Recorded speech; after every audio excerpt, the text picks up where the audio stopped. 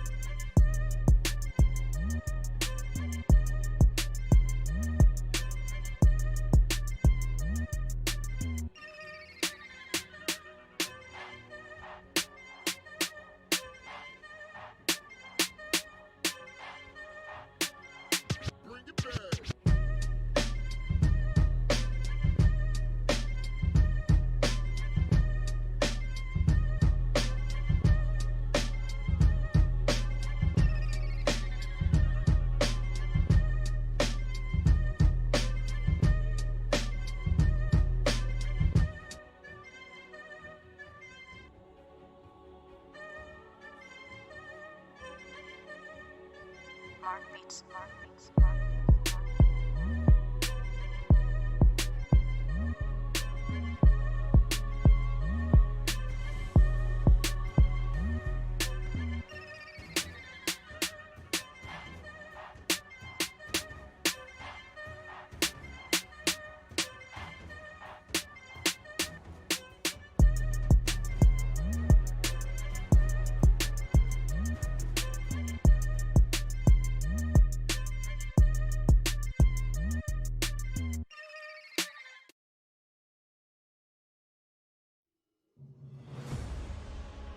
Radiant team, Dire team ban. Radiant team ban.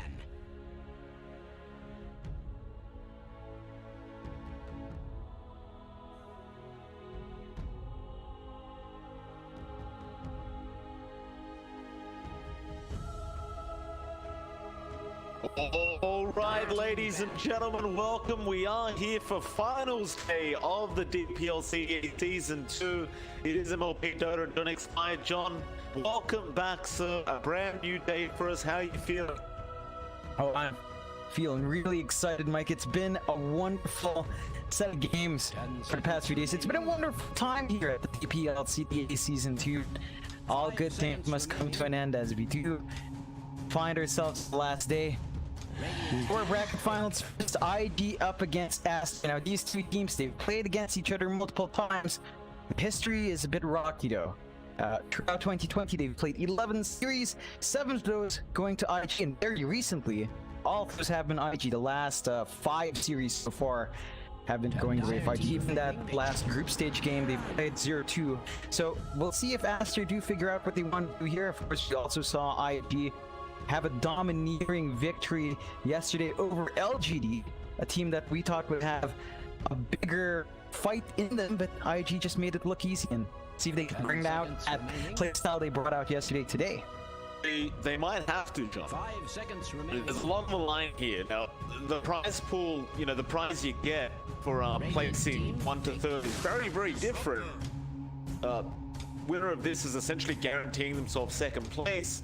Second place will get about 37,000 USD, and of course first place 85, just about 85k USD. So it's quite a lot of money for either of these two teams. Basically doubling each time you get up a place. And IG, they were looking great yesterday, but Aster's been looking a bit unstoppable past weekend. I don't think we were predicting that they were going to make it all the way through this part of the playoffs, but Aston, they've been playing really, really well. I'm very, very excited to see what strategies these guys bring out, because you can't hold anything back anymore. No. You've got one chance now to make it through to the grand finals. The Ehome will be waiting for you. Today's the day where if you've got something special hidden up your sleeve, you can't really keep it up your sleeve. And of course, the draft is starting to IG. They go into the Mirana Shadow Demon combination. Team Master, Disruptor, and Earthshaker. It's a shake-up for both sides. We've seen the Mirana multiple times throughout playoffs, but I do bring it out with that Shadow Demon combo. So you've got that straightforward setup for the arrow, and again, we've seen the Mirana do tons of work for so many teams. We'll see how exactly IG play around the tempo it brings, play around that steady EXP gain you can get. And Aster secured themselves much more presence in team fight. We see the Disruptor make its appearance once more, along with that Earthshaker. So they've got a lot of AoE control. They've got a lot of team fight that can come out, and they are going to have to perhaps try to buy some time for that blink pick, the Shaker. Once you've got that, you have a lot of control that IG has to be careful about. Of course, with these kinds of openings, we are seeing the support duo is already making its appearance for both sides, and that does leave these drafts slightly locked in, although IG still have the potential for the poor Mirana. In this case, if they want to do that, not many teams have opted to, but we've seen it's very viable. So we'll IG build. There's just slightly more flexibility open for them as Aster. You know, when you open with those supports, you could end up leaving some holes in that draft that IG could exploit. You could. We must say as well, the Earthshaker could potentially also be a core, as that's one thing we have been seeing.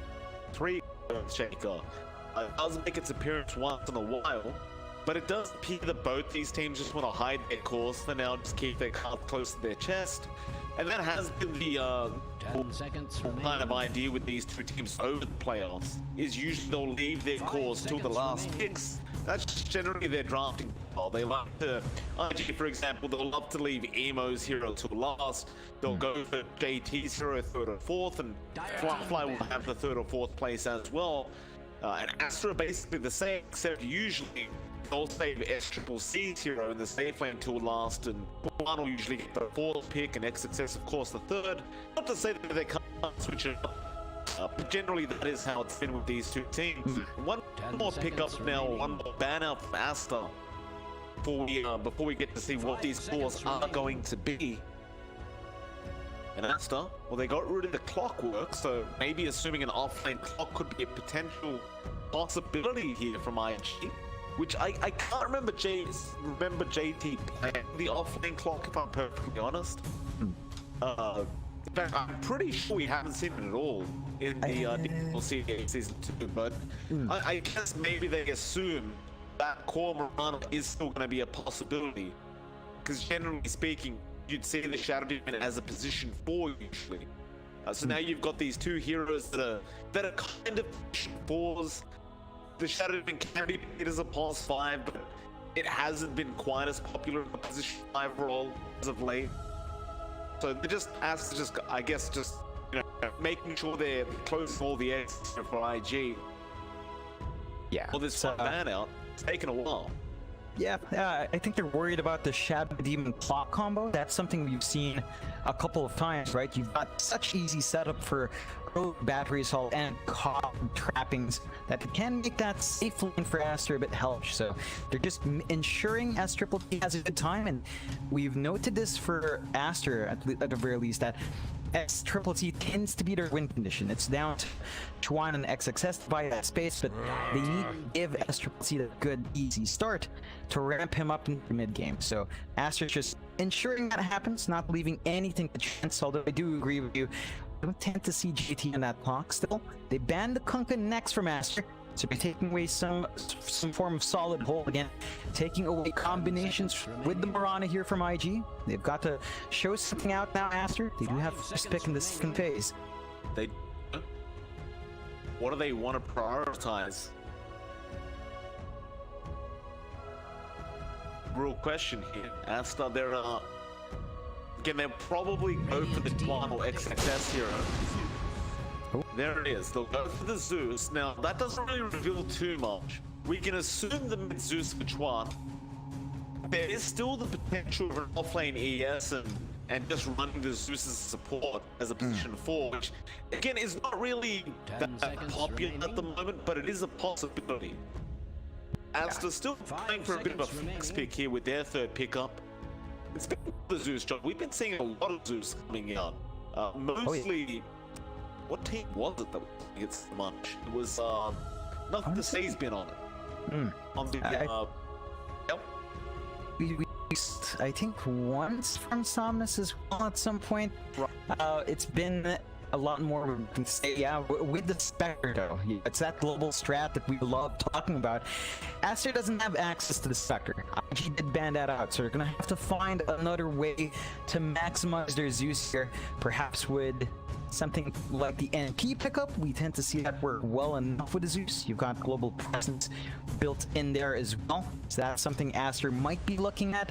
The Zeus though, this early on, that leave it vulnerable to certain mid matchups. You know, we've seen the Zeus struggle quite a fair bit in certain lineups, and once it falls behind, well, it's very hard to play catch up. So that's something Aster has to be keenly aware of.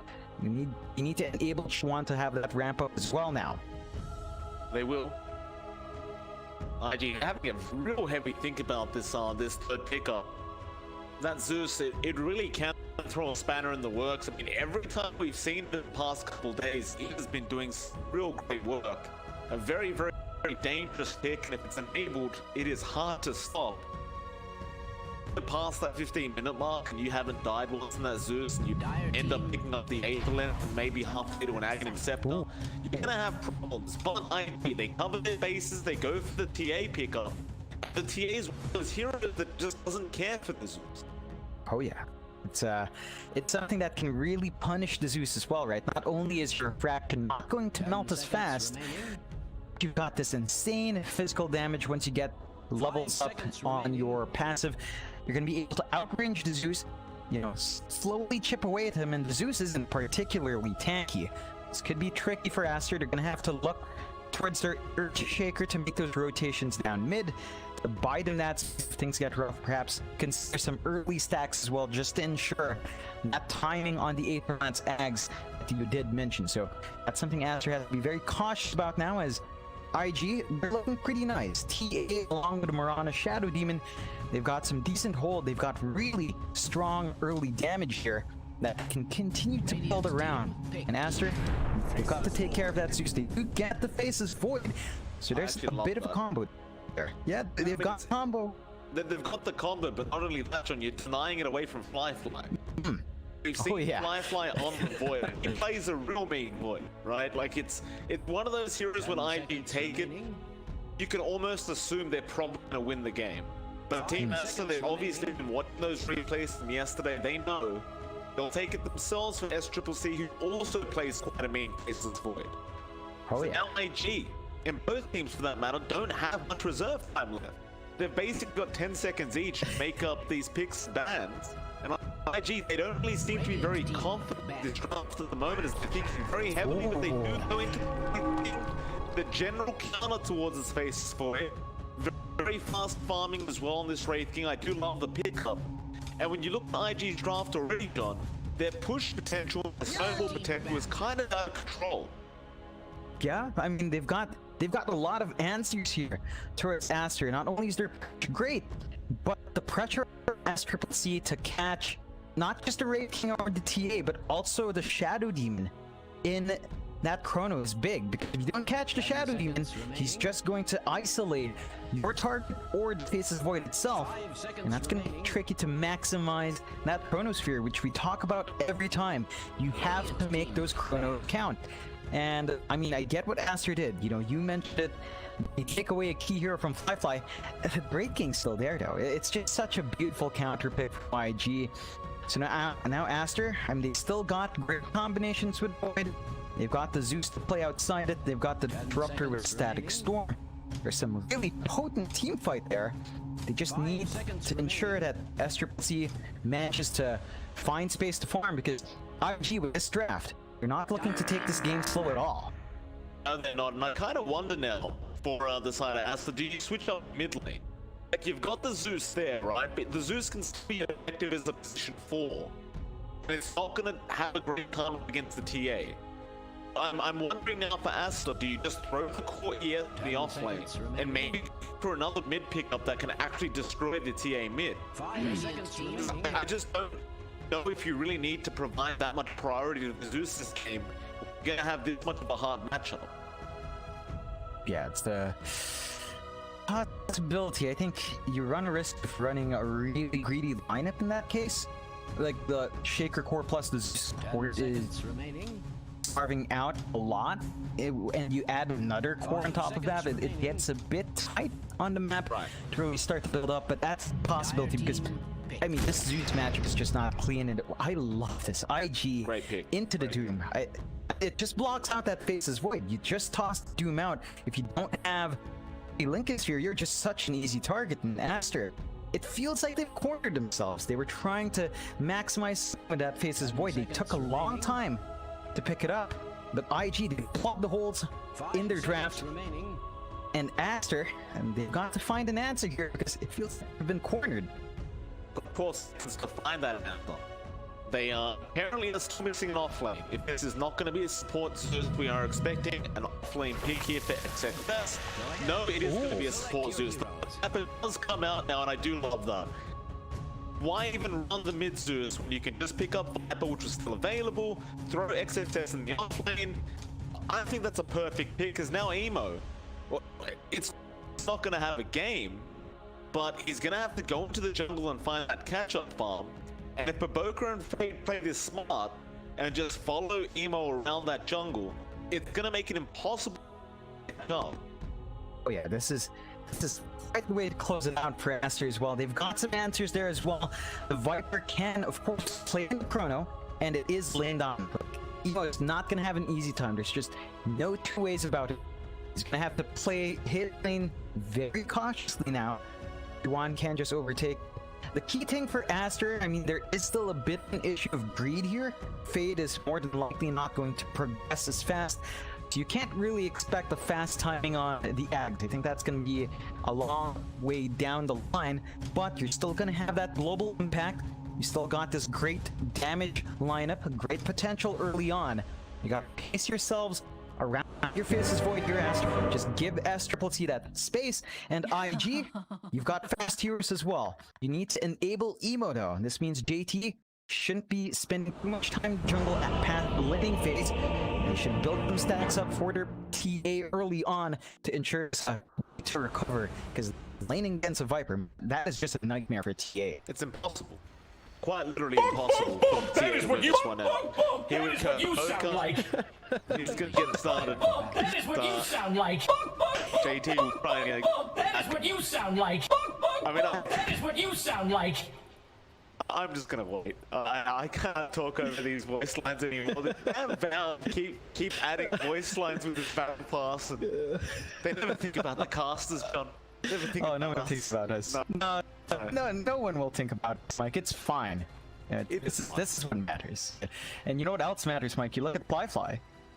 He's only got 4 potential bones to harvest, so he's killed off one of these opposing heroes before. It looks like he's gotten himself the Disruptor bones before. So okay, let's see if Fly is going to be able to clean up now. We talked a lot about this guy, right? You and I made observations that Fly has a tendency to be super active early. It's that 10-minute mark where he joins his team. And fortunately for him, the Wraith King is a hero who does like to play fast. So let's see just how early he would like to commit. Even without too much farm, as long as you hit your EXP marks, the Wraith King is going to be pumping out a lot of damage. So that's something Aster has to be aware of. There's a lot of uptime for a Wraith King. You can play around the cooldown of re-ink level 1, but beyond that, the damage is going to be consistent for Fly. Aster will defend the bottom ones. IG will take the top bounties, 2-2 trade. I think the thing that's really nice about the Wraith King this game, especially for Fly, is you don't really need to get a farming item. Like, you don't need to get a Midas or a Meteor Hammer or a Battle Fury or anything like that. You've got these inbuilt skeletons that you could just freely farm the jungle with, and they're automated. You don't even have to micro the damn thing. They'll just run around killing things for you. You just passively get gold. It's amazing. So Fly, like, you won't really have to commit to some kind of initial farming item, but rather just go to the jungle, past that 10-minute mark, start farming up there. You don't necessarily want to spook too much with your PA, because Ehome is going to need that farm, which might be a little bit of a concern for IG. But we'll see. It's really going to be dependent on how this mid lane goes. Where Chuan and Ehome are going to be up against each other on the Viper TA. And as the levels come up for Chuan, impossible to farm this lane. We'll just have to wait and see exactly how long he can stick around here before he has to head out. Yeah, it's not a good look already. He's missed out that entire first wave. Chuan's got level 2 poison attack stacking up, and yep. He was quite literally just dead. See you later. That'd be the first blood for Chuan, and that's why it's impossible. You can't refract, you can't run away. And you know, the real good with this Viper pick, John, not only the fact that of the mid matchup, but if you look at the whole draft of IG, apart from that Mirana, this Viper can literally kite out every other hero. Oh yeah, it's got so much value here because there's a lot of melee and a lot of slow boys in RNG, so they've got to be cautious about Chuan. He's off to a fantastic start. He's going for the lands as well, just continuing to domineer over Ehome. You already see Ehome, he's just at level 2, but he's forced to start stacking up for himself to have some way of recovery. That's going to be the story of that lane. His supports will have to try to build up some space. Doesn't even get the stack, unfortunately. Yes. Up top, of course, in one lane we haven't talked about, yes, it's S-Triple-T and Baboka on Faces Void and Disruptor up against Ollie and JT on Doom and Shadow Demon. This one's fairly potent, though. Land the inking of Karkan. Well, Fate, he was very, very low on HP, but he managed to get the kill, dying. Kaka giving the second kill away to Aston. Fade, he'll just walk back to the fountain. Support soft rolls. No real need for him to stick around in the lane. It's just a great start for Aston. Yeah. They are working these early lanes quite well. And up top, I mean, they've been trying JD. He is at the point at level 2. He's got the Scorched Earth. He's playing around with Devour just a bit with the Doom. This one lane dominant here, I think it's really refocused to just matching farm. Triple C still finding some decent last hits here.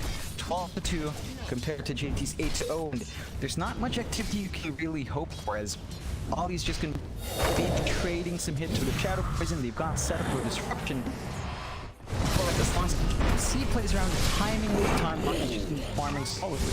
Firefly going.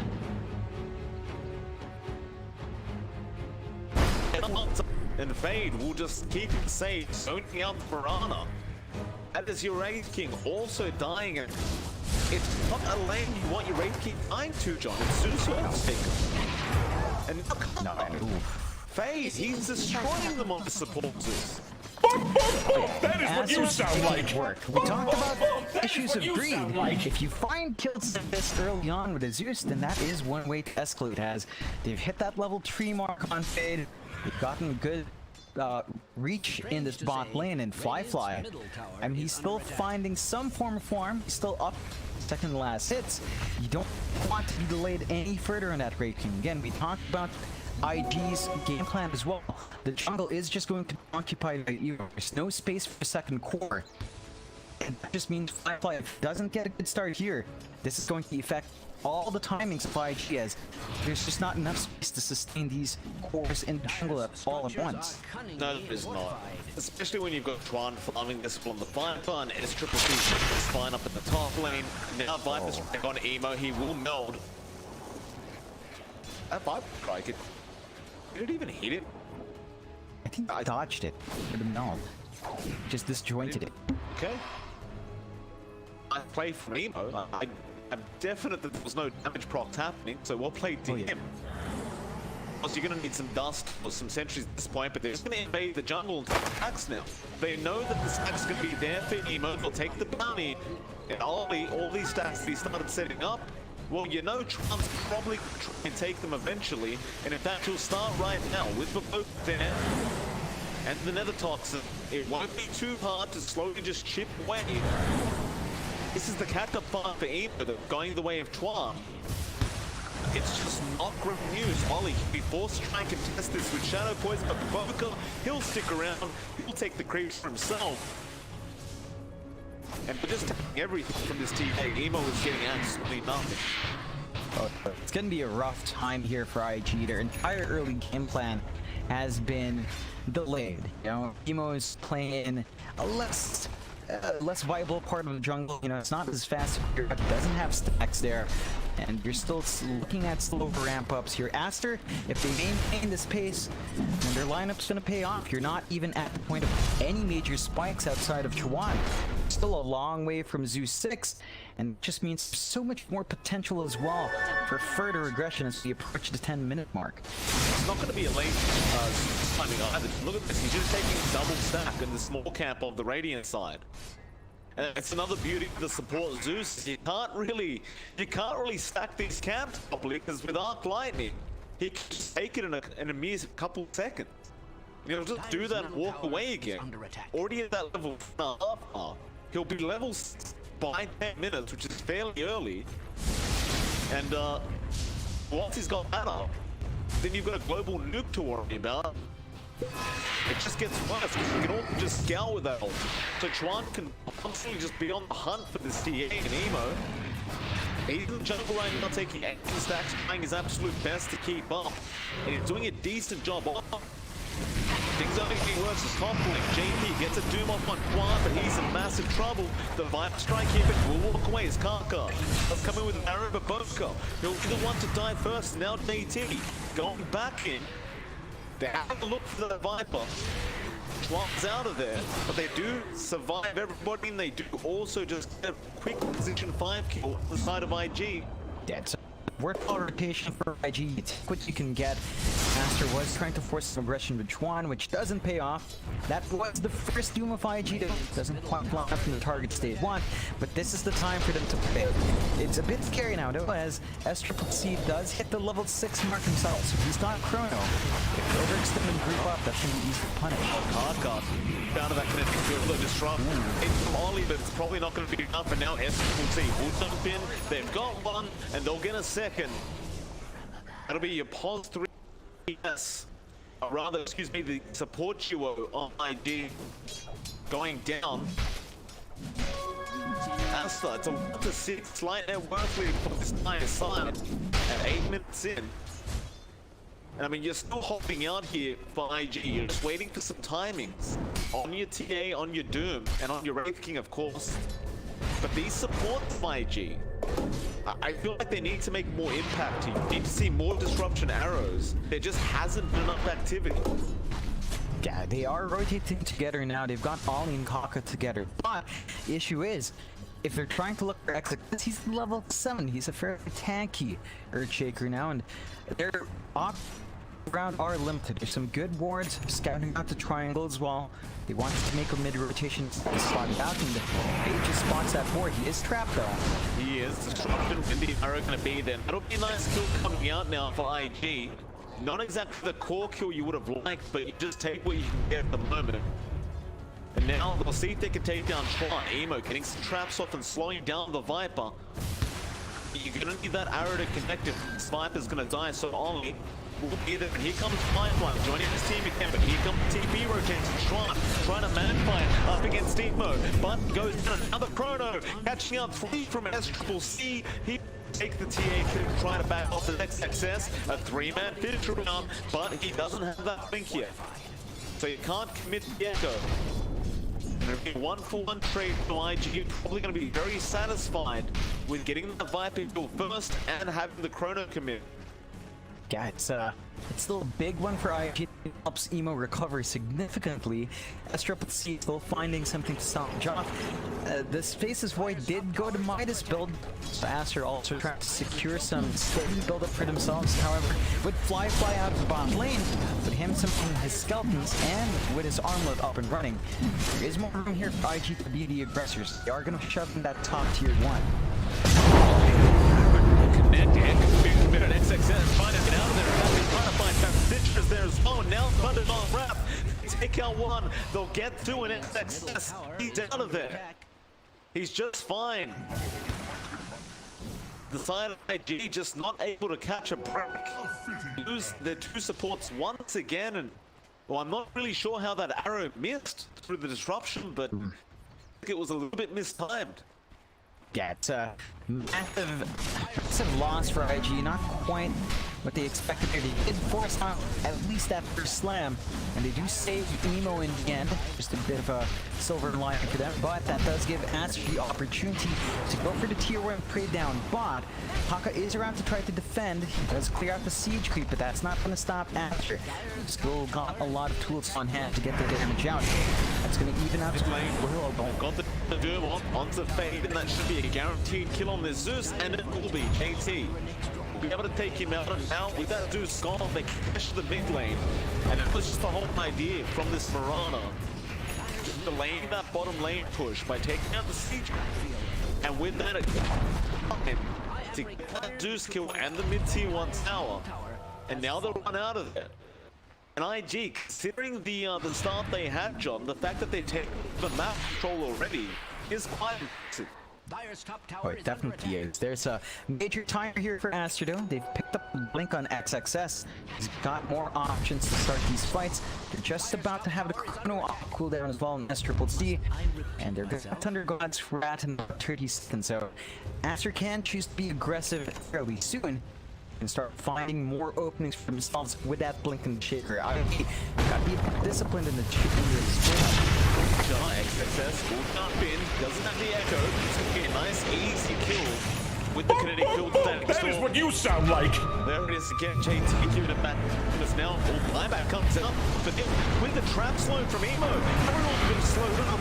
And now they're going to go after the Viper. Chuan, he's in trouble, but no. They also want to shake, and he is going to die as well as Chuan.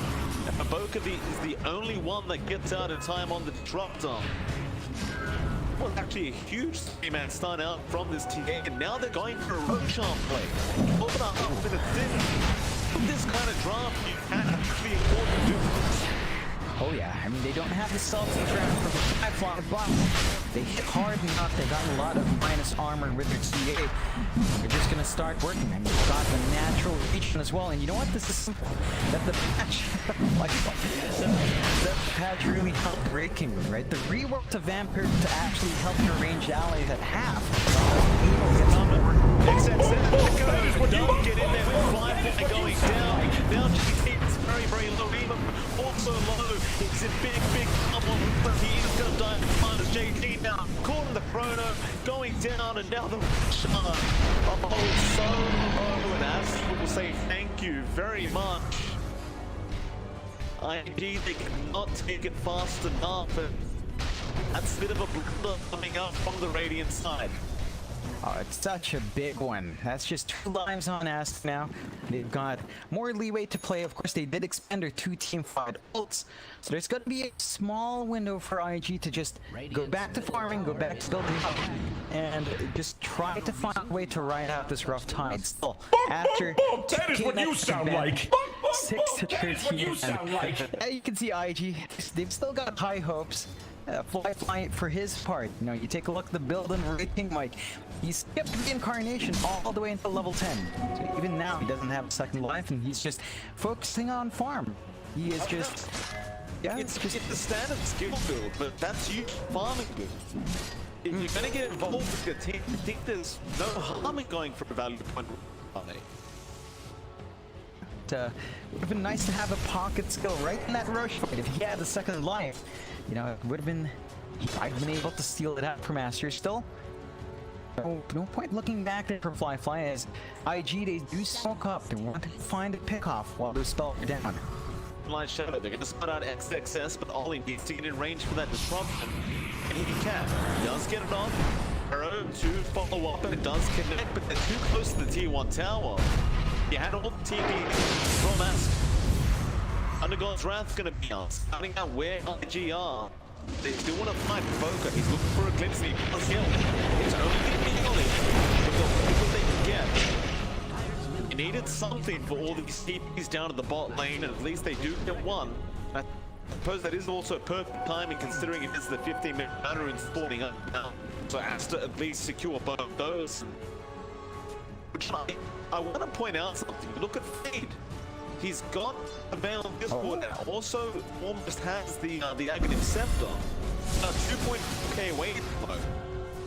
And you look at how slow Emo's farm been this game. He's just up Desolator. He's getting close to the Blink now. But it has been a very slow game for IG, and once you have that Ags up on the Zeus, it becomes a real big problem. Definitely does. And Fade is actually doing so well that he's just about at JC's farm on the offlane dunes. It's been really great for Aster in terms of splitting that greed up, getting the itemization they need on these heroes. And IG, they're still keeping up. You know, they are playing slower, but they're only 1k behind. Things aren't as grim as they might seem. So they're trying to pressure that top tier 2, but rotations are coming in. No vision here from IG, but they've got to know something's up. Yeah, okay. Does have the Shadow act, so he will be able to just go into this, trying to work toward that Shadow blade and just TP out immediately. Can't be the same thing. They understand they're just not online yet. You need at least the Blink Dagger on Emo before you try to continue more team fights on IG side. And even with that Blink, I'd still say it's probably worthwhile going to the BKB before you get involved. That is still going to be able to burn through the refraction and basically kite you out consistently as the TA without that BKB. So Emo, he may not even get involved once. He may just keep on. Yeah. Vince, option in the same Boca that they're with the Static Storm, but have the Fisher follow up onto the Shadow Demon. On it goes down, and Asta, they want that T1 to tell. Oh yeah, they're flying it really easily. They've got their team fight buttons up as well. So RNG, even if they did want to defend, it's not the best spot for them to be in. They're gonna lose that objective quick, and after knowing those salts are still up, keep hunting. They're trying to invade that triangle now. Is under attack. Find someone. Nobody's gonna be there though. It's gonna take over. Triple C gonna have the chrono up with Master Plans. Might want to play it with that top lane, but everyone is gonna back off from IG. Once again, just forcing it the top lane, and I believe they're doing this to just buy space for Emo again. Or just open up that jungle on the Radiant side and give him time. He has Splinter coming up now. We'll see again if he's gonna get involved, whether he just wants to get the BKB up first. Does get himself a nice little throw though, so you've got a bit of added range down here, which is definitely going to help in these team fights, especially up against the Chrono Triple C. But it's just a matter of whether they want to keep getting well, there's that Aegis going down now. You won't have that Aegis up on Twan anymore in the Viper. That might be go time. In fact, that ID slowly start to work their way up top. Dire's middle Fly. tower is under attack. That level 2 reincarnate now. It's actually warding for the team at the moment. Kaka will join him. It seems like a very, very dangerous team fight when every single ultimate apart from Thunder God's Wrath is up. And that's been 10 seconds anyway. So it's not like they're not going to have it. But they're coming in anyway. They want to take it, but look at Aston. They're just waiting patiently. Sentries down from the Radiant, but how are you going to take them down? Astra just waiting and watching. They do back up once again, IG. It's a missed opportunity for them. They dropped that sentry right on top of a sentry ops pair, so that just gave it away. They were also playing a man down. It's not like GT was around who didn't have access to the room. Gotta be careful with that split up as Aster, XXS. Gonna be JT doesn't have any help around. Go for the dudes on this ES, but that's gonna do nothing. That is what you sound like. Random dude being thrown, and well now Emo, he's gonna try and make a run for TA, but the chase is on.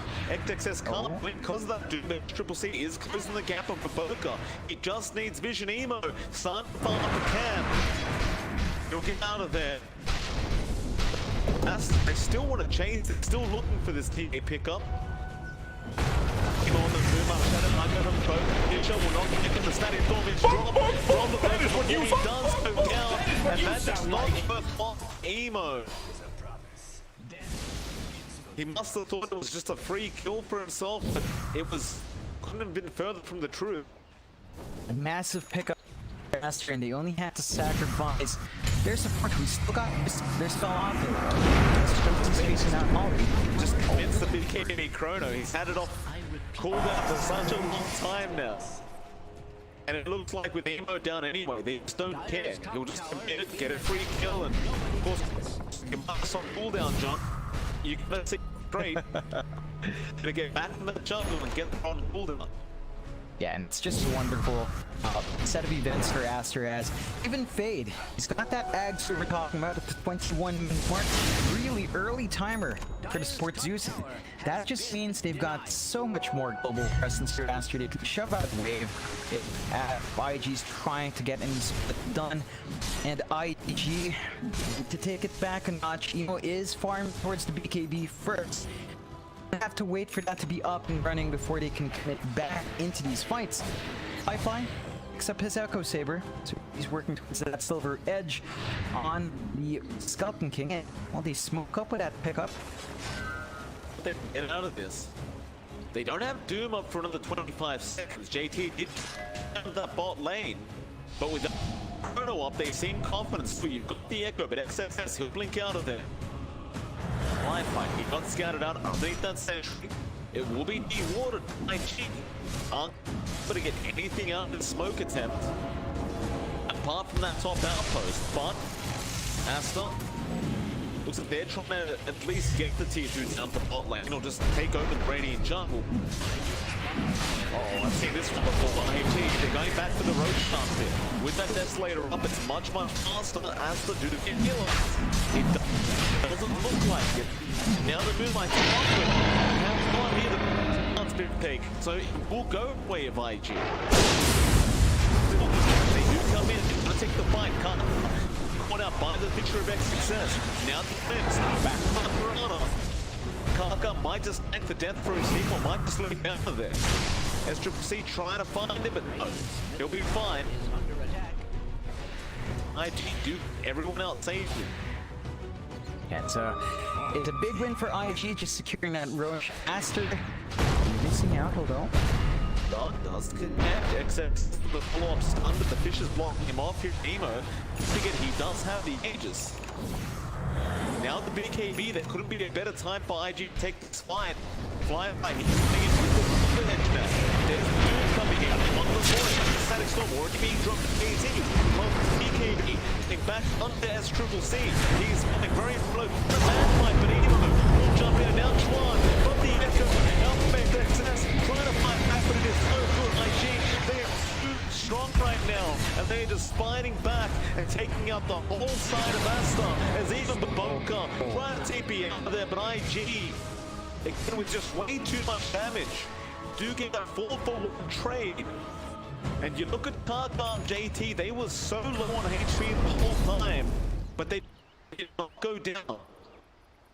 And that was down to JT. That was down to him getting the Doom on SCCC first. If you take care of that, this is Void. It's a complete that is what you knockout. sound like. You've lost the control that is without what the you sound chrono tier, like. and after they've got to be cautious. Like the BKB is great in SCCC, but Doom doesn't care for the BKB, and perhaps he should consider. We've seen that before, but the double defensive item is really the only way to kind of prevent that if they aren't going to be the aggressors. Something like a Olympics might have to come out, prevent IG from finding that kind of opening, because every time they will find SCCC, there's no hesitation from JT. He's just going to go for it, and at this point, with the farm IG has, they've got that 4K advantage on their side. They've turned it around. Their patience has paid off. Aster, there's a point where the Zeus can slightly taper off, the Viper especially as well, considering the BKB timings. You've got to be careful about losing space like this, losing that momentum, because IG's just turning it around. Very hard, right? Because this is IG's timing. You've got the TA fully online. You've got the Wraith King, who isn't necessarily all the way up, but he's up enough that he can get involved now. And going for a blink dagger, so Firefly is indicating he will keep this going, and I think that is the right play here. You don't want to drag it out too late against the Void. You'd rather just try and get a couple quick rattles and finish off this game ASAP if you are IG.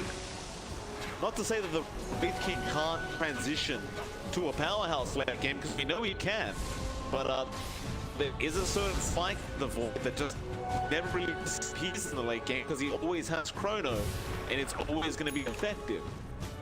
So IG for now, they're just going to soak up farm. They're going to keep their gold skyrocketing here on the Radiant side.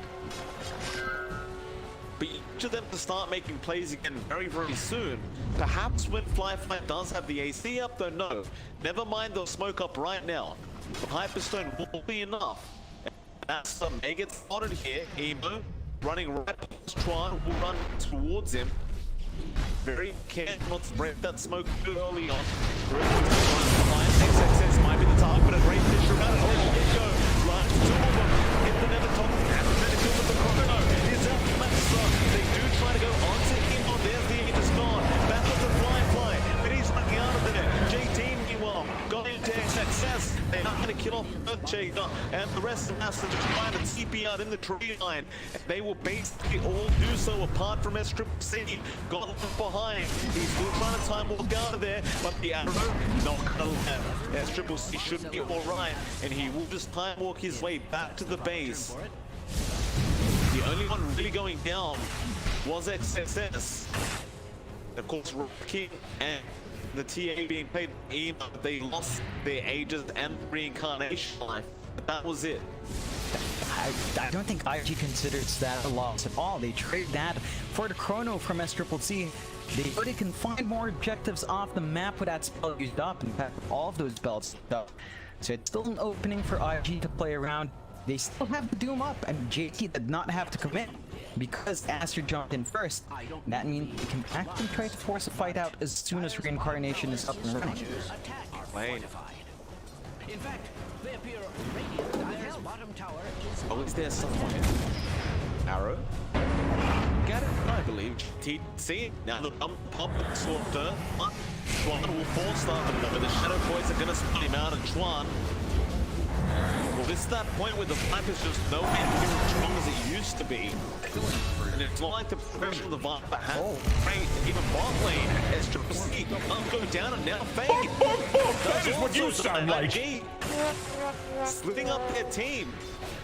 Go for 2 separate kills across the map. And make it 3, and now towards the top tier 3 tower. Oh, they've got so much potential to just shove out. I mean, the fortify is forced. It doesn't matter. They've got the creep wave coming in. They've got the skeletons for fly, and now you even have that Daedalus up in Emo. So damage shot up. We saw Anka finish his fight. So if the Zeus is up and running, all this damage they built up on the Zeus Viper is mitigated by this one item pickup. It gets trickier and trickier for Aster to find the opening. This ads from XXS might help you. I get blocked by Zeus like the business still not struggling, but they're not the arrow off of the Pokemon Emo. Just one against him. They could at least get 1 racks for their time, but they're gonna have to back off and not risk anything. A little bit cautious considering the chrono was down, but it is back up now. It's just 2 seconds away. Without those buybacks available on Aster, it's gonna be very hard for them to defend these top axes, or rather just racks in general, up against the side of IG. Especially considering, again, you are at the power spike of IG at the moment. And it's a pretty big one. It really is. That's it. This next game is, or rather the next Roshan is really addicting how this game goes. Oh yeah, gotta be cautious here. Aster, they're smoking outside. They want to hunt while they want the chrono. They know they can't afford to counter-initiate because SCCC is very vulnerable to that Doom. They need to find an opening for their own first. Tess gonna have his smoke. Realizes exactly where they are. There's the Thunder God's Wrath. SCCC doesn't want to commit chrono on the Rain King, but they'll glimpse him back, trying to get through the front slide through the slide fly. He repeats survive. Now JT he got the void with the turn, and well, that means chrono can be available. Now it's stun out from JT. He's in massive trouble. He's trying to make a run for the JT. Will chase him down. There goes from the Viper. Still no buyback to the Boga. He might not be able to revive her. He's trying to run and go. He's going to be good by success. Now he gets 1 reincarnation like now in C. Does get the chrono, but it's not going to be. He has no damage. He needs to get out of there. Oh. GG has been called. That is what you sound like. IG. That is what you sound like. After a terrible start, this game they hit timings and they They held out for so long. Aster looked so good early on. Emo was completely wrecked mid.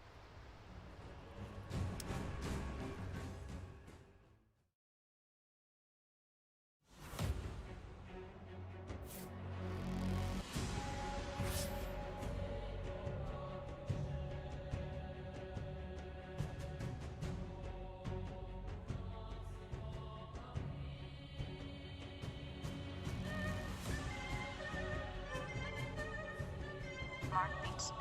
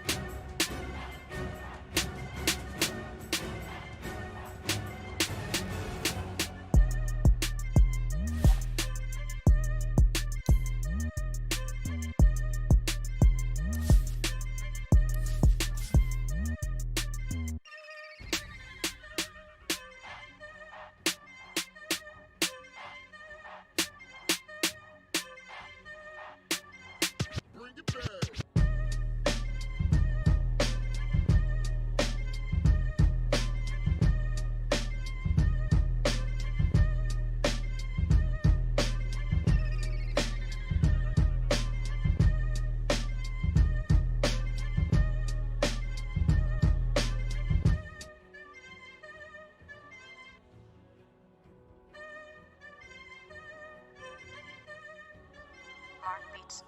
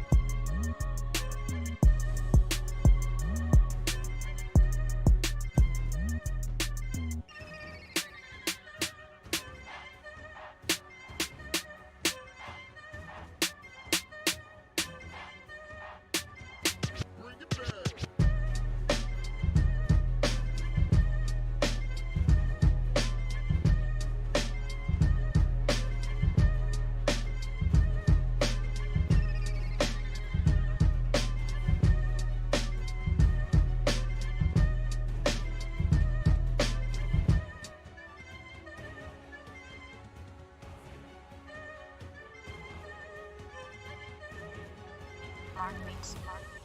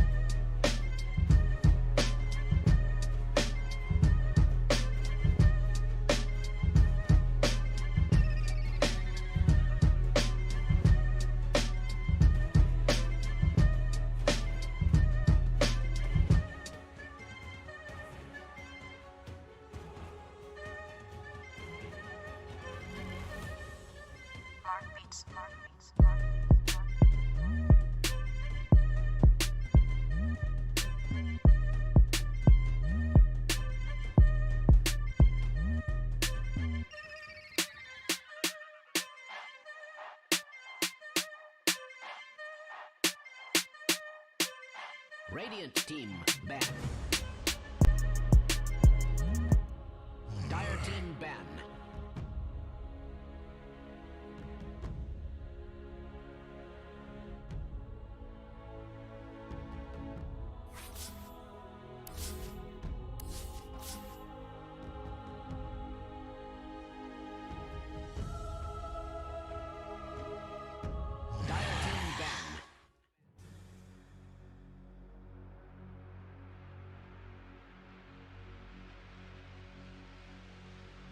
Radiant team pick.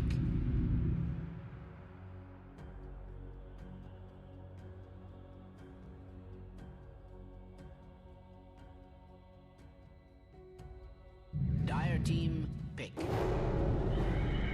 All right, ladies and gentlemen, welcome back. We are already back for game number 2 between Team Master and IG It is not P-Dot on Gen X Fire, John, IG. They're taking a 1-game lead in this BO3 series. This is the lower bracket final. 10 seconds remaining. IG can take this game number 2. It is all over. They'll make it to the grand final, and they'll have to leave. So I have to ask you, John, what do Aston need to do differently in game number 2 to force game 3? Radiant team. We get one. They know how to have an early start up against IG. They know how to shut Emo down. They had a great round. They hit some really good damage to heroes. It's just that at some point they allowed Emo to farm up, and we've seen Emo do this. You know, he had a rough lane. If it's on his TA or even Storm Spirit, if you don't completely shut him down, like, you know, you really just keep him down the entire game, he will find a way to bounce back, and Emo certainly made that happen. Of course, there were some big plays as well. JT knew the targets to find. He always jumped S-triple-C in those fights, liking to do them off. When the faceless Void can't pop Chrono, and when Time Walk, that guy's just a big creep. So Ash just had to be a bit more cautious. There were certain ways to devise to mitigate that, but they lost out way too early. Their draft did have a bit of a timer, outside of faceless Void, and IG did make that work against them. So what else to draft up here? You start already Aster. They get to pick that combination of the Phoenix Mars. And, you know, this is such a rock-solid combination to build themselves off of. Of course, it's also a really hilarious combination in a certain set of circumstances, right? We've seen it. The tendency is to have the egg outside, but if you have the egg inside, you have Bulwark up, you will match, get those range attacks if you stay close enough. So there's a lot of durability for the Phoenix. Still, IG, solid start. To get Ogre Magi, that's a very solid, great tanky hero, and we picked the Morphling up as well. They're not messing around here, they're just going straight to the Fly Morph. We have seen IG fall back to a couple of times. I don't know if it's the Fly Morph this game, John. Oh yeah, right. No, yeah. Oh yeah. Do mix it up. Right? It's a bit of a flex IG, because Emo does also take it depending on what the lane matchups are. I do like the morphing into the Mars, because it's just morphing into the Mars and getting Spear Fist off is generally pretty darn nice. Even the Phoenix can be quite a good hero to take. You can have that Grid Side, and even the Fire Spirits for yourself. That's obviously going to block out certain picks for Aster, right? Like, you're not going to go for the Terrorblade pickup now, which we have seen S-Triple-C play quite a bit. And I'm sure IG won't even bother banning it out, knowing that if you do pick up the Terrorblade, you've got a free Metamorphosis, you have the answers in the Morphling to just shotgun the TB down. So instead, they'll focus on heroes like the AA. Also, S-Triple-C playing quite a bit, he won't have the option to take that one. And I do wonder now for Aster, what kind of position one they do want to give here with their side of things, because that Void, it's not like S-Triple-C wasn't farming well, Johnny. He was farming great. 5 seconds remaining. It's like you said, JT on that Doom made it hellish for him. And now that the Doom is banned, perhaps you just go back for the Void. Well, I mean, they've got the draft to build around it. They've got the Phoenix Egg. You can play around with Mars Arena, or you can play with Chrono. It's going to be effective either way if Aster wanted. Of course, if you fall back to Void, then you run the risk of being really constrained to those long cooldowns, not just in the Chrono button, but on the Egg as well. And we've seen a lot of teams try the combination out and fall flat. Perhaps Aster wants to go with something a bit more active, considering the pace IG's been playing. We've seen it from Kaka and Ollie, but these guys really do round. If their cores aren't ready to be active, these two supports will be, no matter what. But they will. IG, final ban out now. Do they want to get rid of the Void here? They will not. They get rid of the Spectre, which is another one of those S specials in this current meta. Just really focusing in on that position one pick of Aster. And IG now straight into the Earthshaker, and I do believe that will not be a core Earthshaker. It really should just be a position 4 for Kaka. Oh yeah, it should be. I believe we have seen JT on here a couple of times, so again, flexibility there for IG. Of course, they keep the Morphling Shaker combination on hand. Did want to build the Ags and Morphling down the line. You're going to have that instant access to a lot of damage. We've seen it. I mean, you know, it's been nerfed, but Mike, we're almost at the 1 year mark, and it's still around. It's still being played. You know what the really silly part about that combination is, John? And I never really picked up on this, but that talent that you can attack while waveforming, you attack everyone you waveform through. So you get the enchant totem. If you pick up a Daedalus and you crit on the attack while you're waveforming, not only does everyone get hit by the enchant totem additional damage, but they all get crit as well. And it's just kind of ridiculous how broken that combination. It just makes it so ridiculous how good that is. Oh, like, yeah. once the level 20 talent is up for the Morphling, what are you gonna do? You die. That's basically it. That's the only choice you have. You've got to be cautious. And I've got access to that sweet combination. And again, it's been about a year hasn't it, since this thing has been in play. Just about. A year. More than a year, John. It was a long. It was TNC that started it. You should know. It was your brethren that discovered it. Team Asta, I'll go for the Conker now. Alright, so the third Conker upon us for Asta, that should be the mid Conker for Chuan, and he does play a very mean Conker at that. It's just a safety pick, right? Like, you've got a great blowout, Conker's never really bad. 10 seconds. Never really remaining. loses the mid lane either, unless it's a direct counter. And of course, speaking 5 of seconds counters, if you remaining. wanted to, you could go for something like the Viper for Emo right now, though it's generally not really a hero he enjoys playing very much based off what we've seen from IG. But it is definitely a possibility if IG did want to bring it out. But somewhere inside, John, I'm secretly hoping that we might see the Emo Storm come out this game. Oh, yeah. So that, Oh, yeah. that always excites me, that Emo Storm. He's It is. Oh, he definitely is a monster in that form. I do take issue with the fact that Storm into Kunkka can be tricky, but we've seen Emo do it though. We've seen him just not care if there's one count. And there it is. We get treated to it, Mike.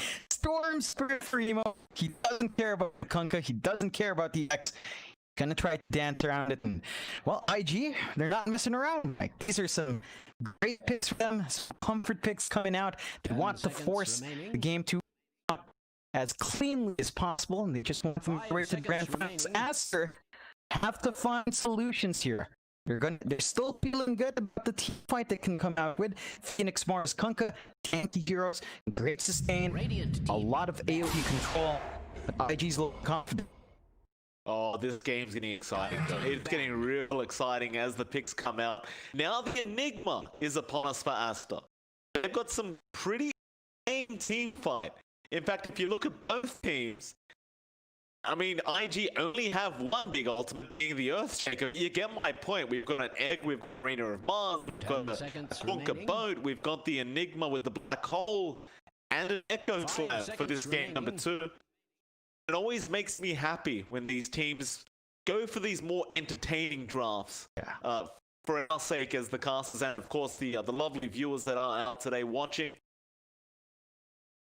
And I mean, you've got nothing to hold back now if you're Asta. You are one game away from being knocked out. You need to force it to game 3, so there's no secrets to be held. They've got to bring everything to the table. The only thing I get a little bit concerned about here, Asta, you look at this draft, and that does appear to be a position for Enigma, and I start to question whether Astra are getting a little bit greedy with their draft. I'd say they've gone past the point for little. This is a very greedy draft. Not just in terms of gold. I think in terms of gold, it's not too bad, but XP, it's a major issue. Phoenix wants to hit 6 fast. Mars wants to hit 6 fast. Conker, Enigma, 10 your seconds supports remaining. are just as EXP hungry as your cores are. It's actually going to have to find a way to mitigate that. I mean, IG is fairly greedy too. Like Storm, more Shaker want to hit that point, but do have Ogre that can be more sacrificial from the Shaker as well. Doesn't need as much. All of these heroes from Aster do. So there's a little more room to breathe for 10 IG and seconds Aster. remaining. They're going for a DK last pickup? Asta? 5 seconds I believe they remaining. might be, John. They get rid of Yeah. the Timbersaw here. The DK does seem to fit if that's what you want to run at the pause 1 for Asta, because again, it is very greedy this draft. I don't know if you have really the room here to get an even greedier position 1 for SCCC. I think you just want to get a fast pause 1 and go. And side of Asta, they must have seen what IG does with the Storm, And of course, you've already got the morphing there for Fly. Master, if you want that EK safe lane, you could run it. 10 seconds. It doesn't need much to get online. And it does offer even more catch for that 5 Storm seconds Spirit, assuming remaining. you do get the Shadow Blade or Blink up on the side of that DKN. Well, they have 17 seconds to think about it. Other than that, I mean, of course, there's other position ones that don't enjoy the Timber very Entire much. team pick. I speak for the trees. Okay, the Prophet comes up. It gives them really strong push here, Astros. You've got Ehome Prophet. When it comes down to that issue of greed, though, it's not like the NP's any less greedy. So Astros have to have a fine balance 10 here, seconds remaining. spreading the wealth and knowledge with EXP all around all their 5 heroes seconds to find remaining. some room to breed on this map. There are some nice timings here for the NP. If you get a fast Orchid, you're going to force the Morphling and Swarm in very awkward positions with some really great variations. So he does have to be cautious about that potentially coming out from Aster, but still their draft is looking a little bit cleaner, and it's not as greedy. And Aster needs to find room to breathe. They really need to find a way to get themselves up to those level spikes they need to hit to start taking control of the game. If they do, they play around cooldowns. That's a neat bit, but oh, I love it from IG. I'm not usually. It's one of my favorite heroes, but I don't enjoy seeing it anymore recently. I think the impact's really been middling, but in this case, you have insane deep push onto Aster. You can just really melt away at the Eidolons, at the treants, and you've got this group lockdown to punish them if they clump up. The root is going to be amazing on top of that with a shaker. Of course, it's also a moderately selfless offlane. I mean, it's not in the fact that it doesn't need gold, but it's relatively safe for JT to just be far out in the lane. And it's going to be really easy for IG to build up onto that. It's a really balanced draft here from IG. They've got nice spikes on Emo and Fly that they need. And Aster needs to punch that while finding their own space. So they need to hit some level spot on their supports, on their cores, and they need to play around with cooldowns. If they can get that done, Aster's got the Supernova Black Hole combination with the arena. It's really potent. Just need to make use of the spells. And we've seen IG. They've played against those big team fight spells before. They've seen this come out in game 1. With that Chrono, they know how to fight against. That's something Aster has to really respect in finding that opening up against IG. I agree. Game number 2 of this best of 3 lower bracket final. Winner will make the grand final to go up against Ehome, and loser is unfortunately done. They will just secure 3rd place. It's obviously not quite That is what you second sound or like. first.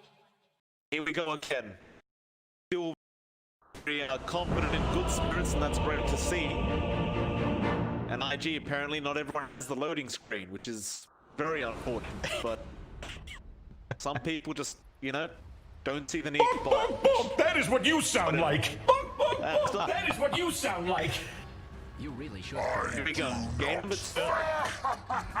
And may I just say, I really like this new Underlord set, and I believe it was from the Dota Cinema guys, right? I'm sure Suns fan and his crew made it, or they were talking about really enjoying it themselves.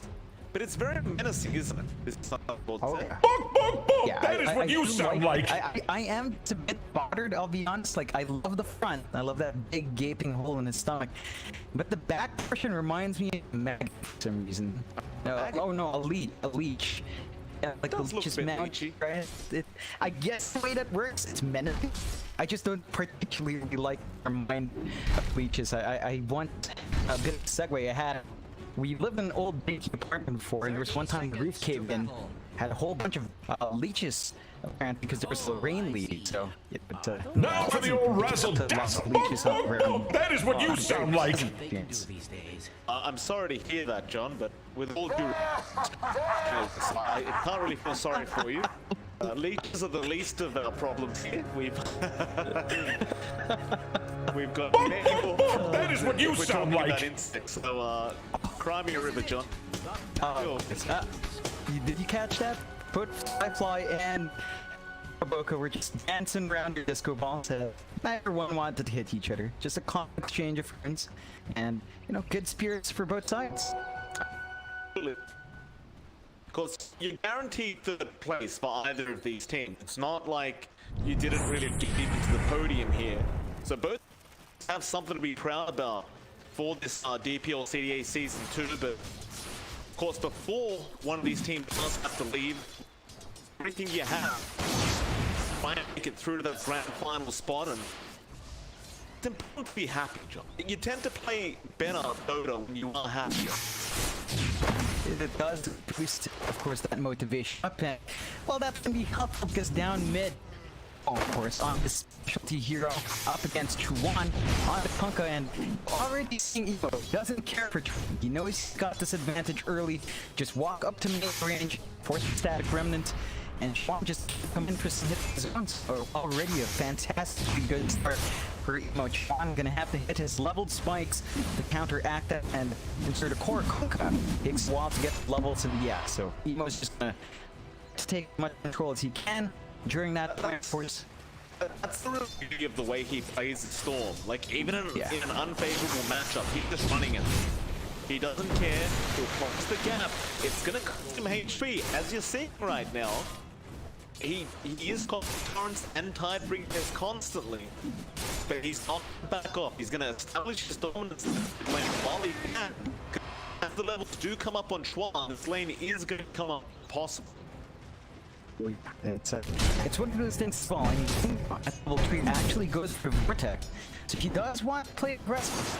He is going to be shoving it out. We'll see how Chuan will be able to put it down the line, as we do have more cross map. Of course, top is for both on Mars with SCCC on the NP, and all the magic and fall and more.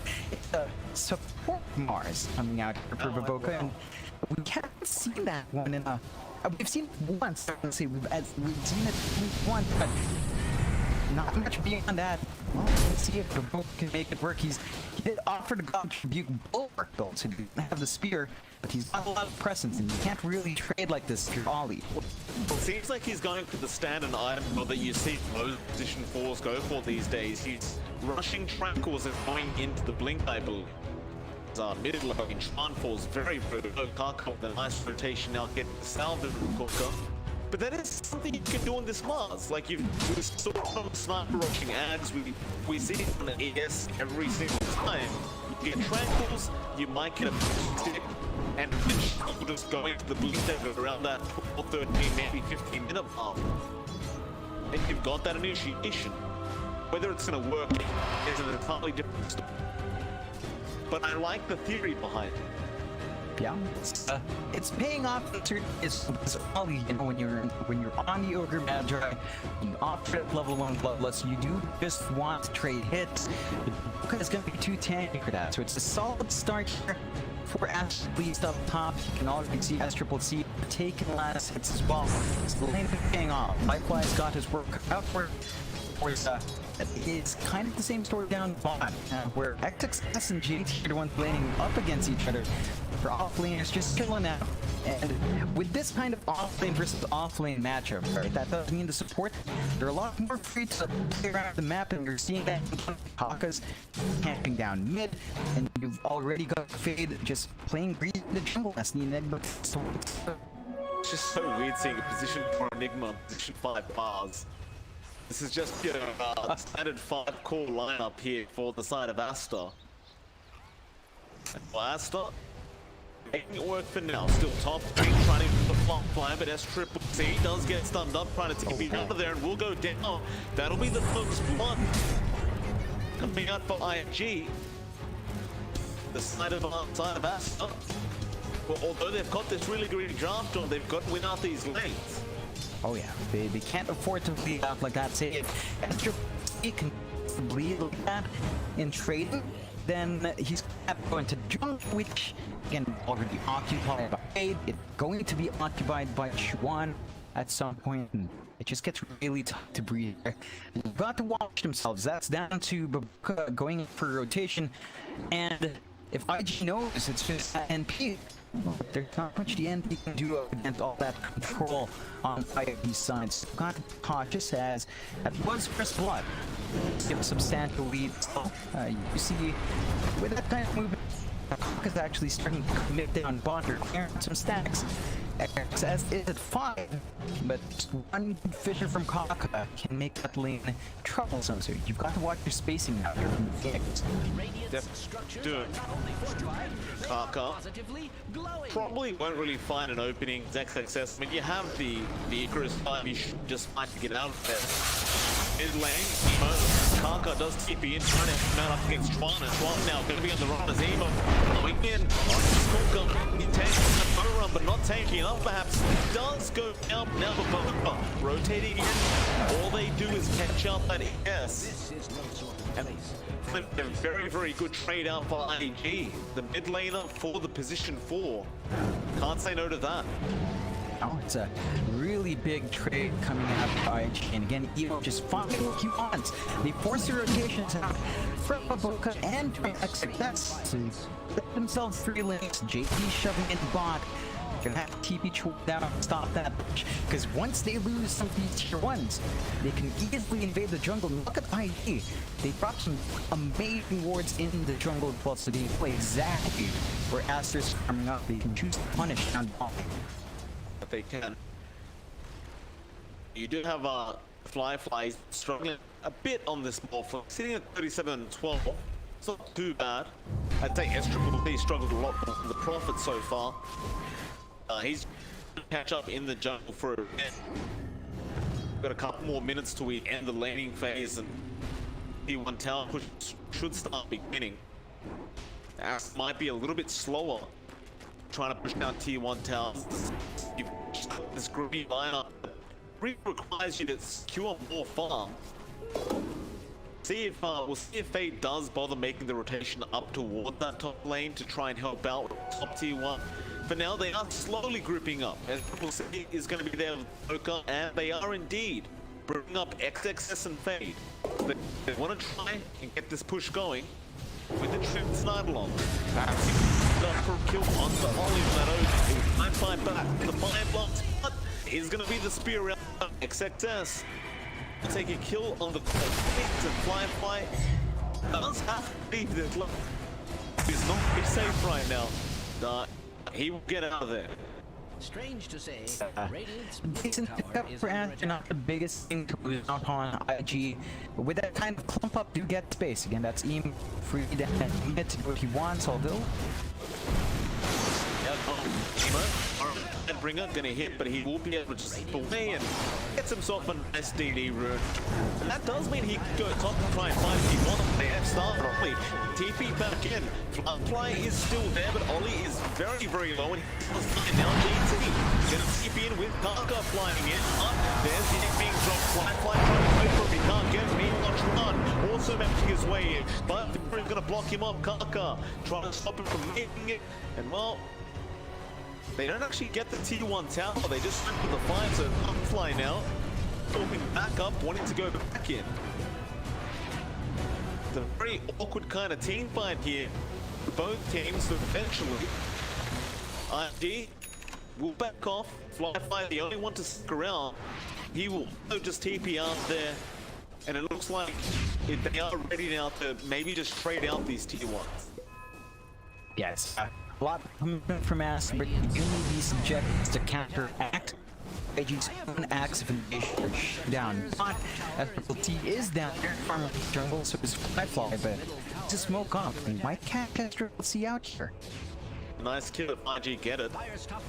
Triple C backing off at the right time. They scout out his trees and know where he is, so they jump. That's why. That's not the initial TP in that way. He's gonna zip it from a mile away. You get the kill with the TPs. Are coming in from Bunga. F1 and XXS go straight onto Firefly, who is very low on mana at the moment and can't wait to come out of there. He'll keep strength warping, but he needs some help. Nobody's coming in to help, however. He'll just have to run. Ollie, well, he tried, but now he's probably going to die along with one. Nasta, they do get trade out.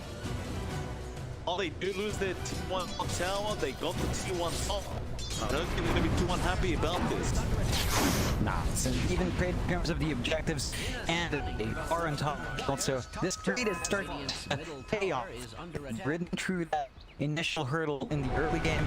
You know, once you've got this Myers speed, you're not going to be soaking as much jungle space. We're going further out, starting to secure some of that risk farm, freeing up some safe spawn for Astra's Corpus, and that's going to be important as still not as the build-up for Triple C. This MP has struggled up top, and showing in his network that he is his own enigma.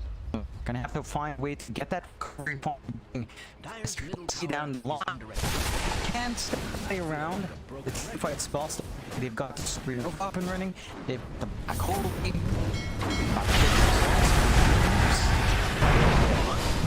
Man can get into the boat. He is pretty tanky still. They actually forced him out of there with the fear, and now he's got a call.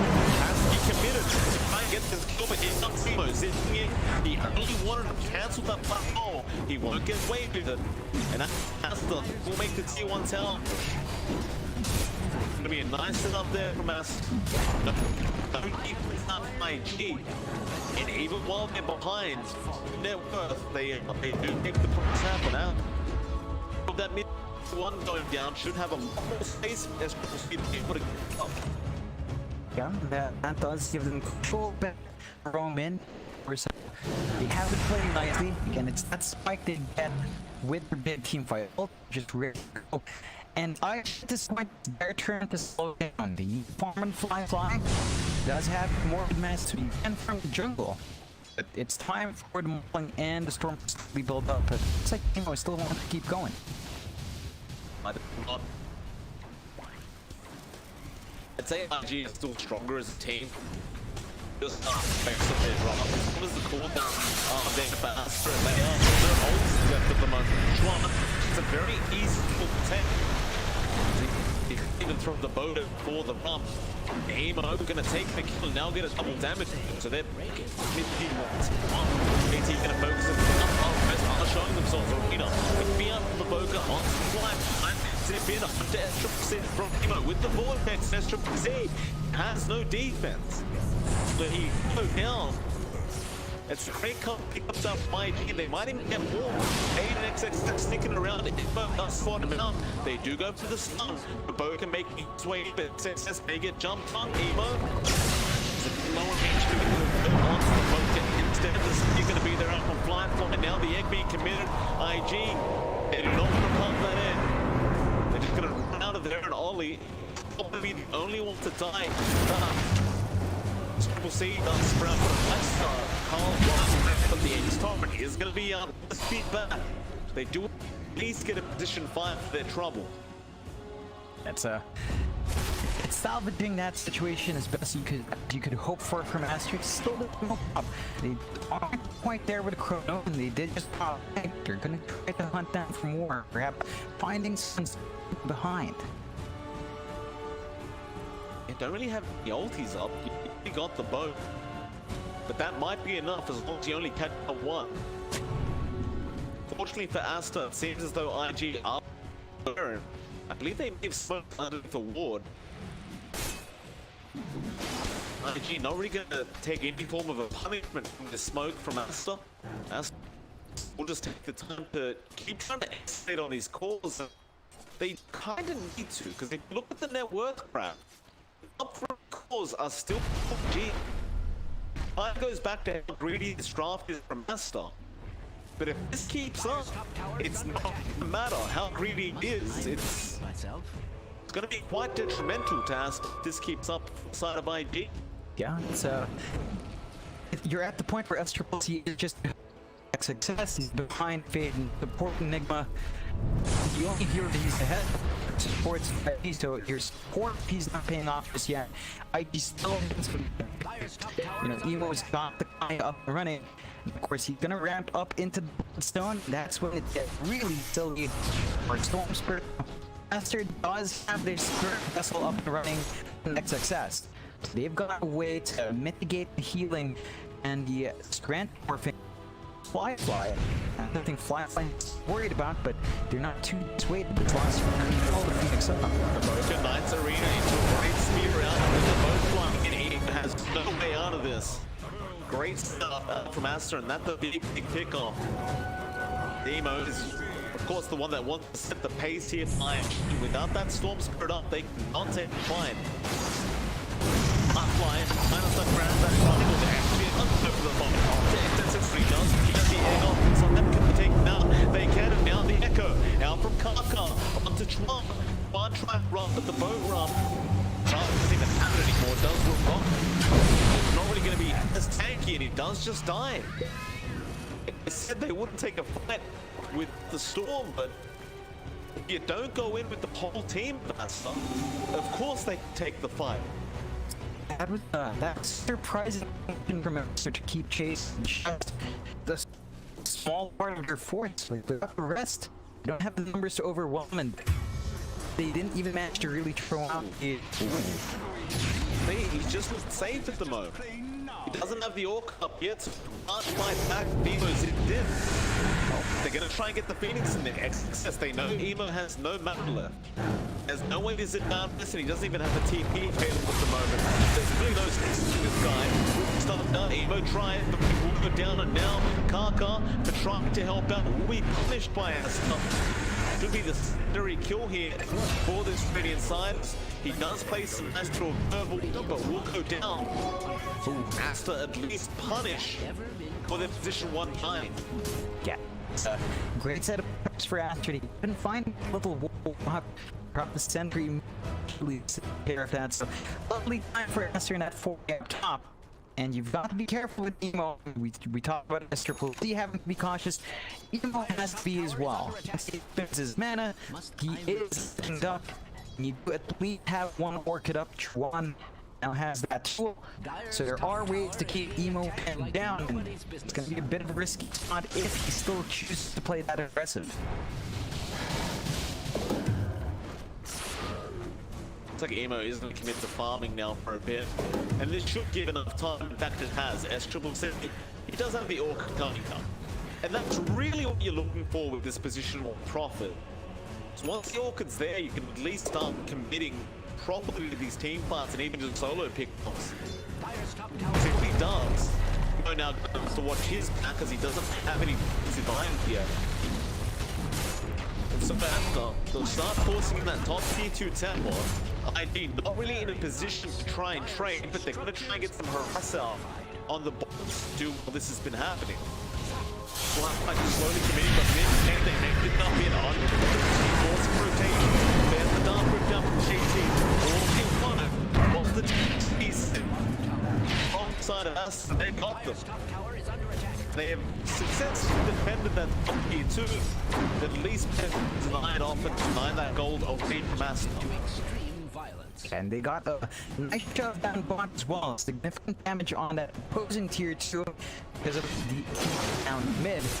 He had some support.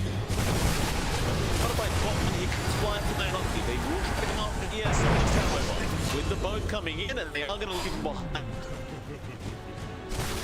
And that's the keep looking. They have the arena, the boat. He'd love to get this sparkling. Unfortunately for him, found illusion instead. And that will mean that Flying does TP up. Gets a little bit of a good escape from IG. Still, you're seeing Aster pull ahead. They know that with the Orcs up, with the control they have, Chuan and Triple C now, they've got holds to break on IG draft. And without any defensive items up, Emo is going to be very vulnerable to both of those silences. But just keep going. Yeah, the silence is enough. Fade is going to be there with the bomb. Yeah, he just spits black hole. He's not wasting any time. It is more than worth it. They know what the Storm can do if it has a good game. They will just continue to focus down Emo and make sure he doesn't really have a game. And when you look at the network mode, it doesn't matter what it's looking like now. He's not even at 7k. That's overtaken the Storm. Considering how many times Emo has killed off the Storm, that's going to be very problematic. It's a slow ramp up, and you consider his build up that you actually opting for the yields next. You understand that the Orc is in this. You just can't play around as you'd like, and he's gonna need a way to at least put the on. as that does buy time to clear up at your top, start capture those outposts, and they start to invade the jungle. They've got some deep wards in that dire side jungle. But they're not letting go. They're chasing the Boka. They will, but because that is the position 5 milestone again, so it's not really plant value. They'll just take it to open up the tier 2 bottom tower. They are eventually just going to go and take it out. Fly is maintaining his net worth at 10.5k now. Does have the mana up, going straight for that center. Already has just about 2k gold. Immediate smoke out now, IG. Trying to Tron in this lane, but he holds his position. To be quite a good position from part of Astra as they are going to essentially skip out on the smoke. Smokes a bit on maybe. No, he didn't really get the memo. So the Enigma will go down. They even lose XXS's courier, and that was the dual scepter, I believe. Yeah. Not gonna be there now. That's a rather unfortunate, as that would have been a nice little spike for them. Still, they smoke up. They've still got the egg to play with. Still got the orchids. As you know, just have to keep applying that pressure.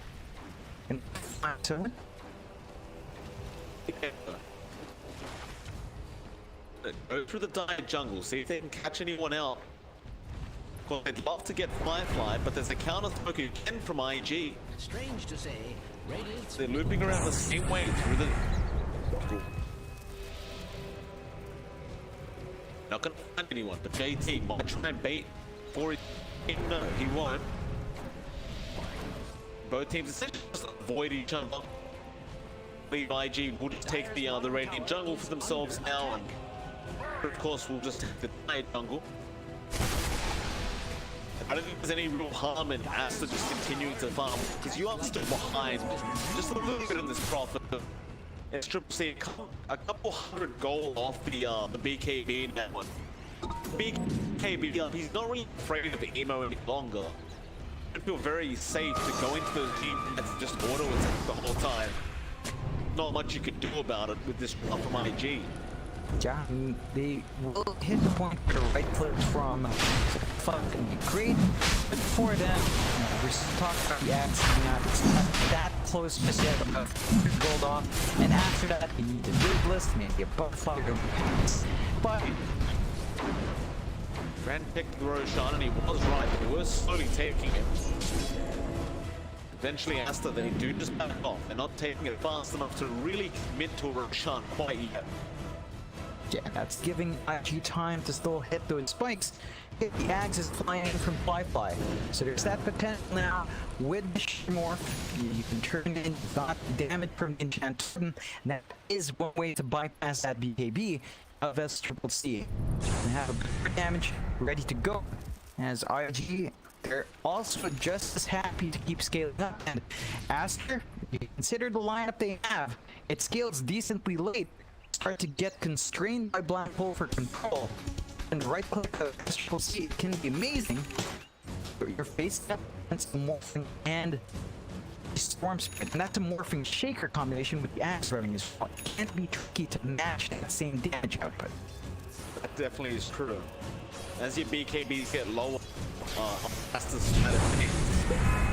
suddenly Emo won't be as limited to what he can do. But for now, Emo will be somewhat limited. He'll have to try and jump the back lines and ignore these BKB carriers in the SCCC profit, and soon Conquer. Not to mention, of course, it also has one on the Enigma. JT, Alice kind of sure what he was trying to do there, just animation cancelling it. Now Asta with his smoke, gonna run in slowly, unfortunately.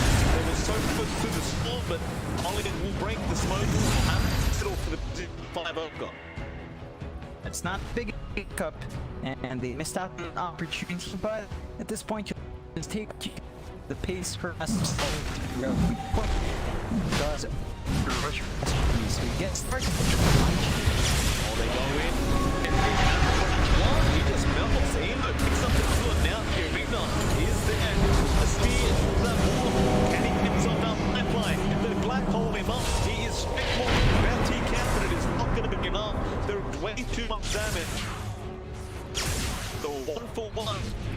The mid of us going down for the safe lane of IG.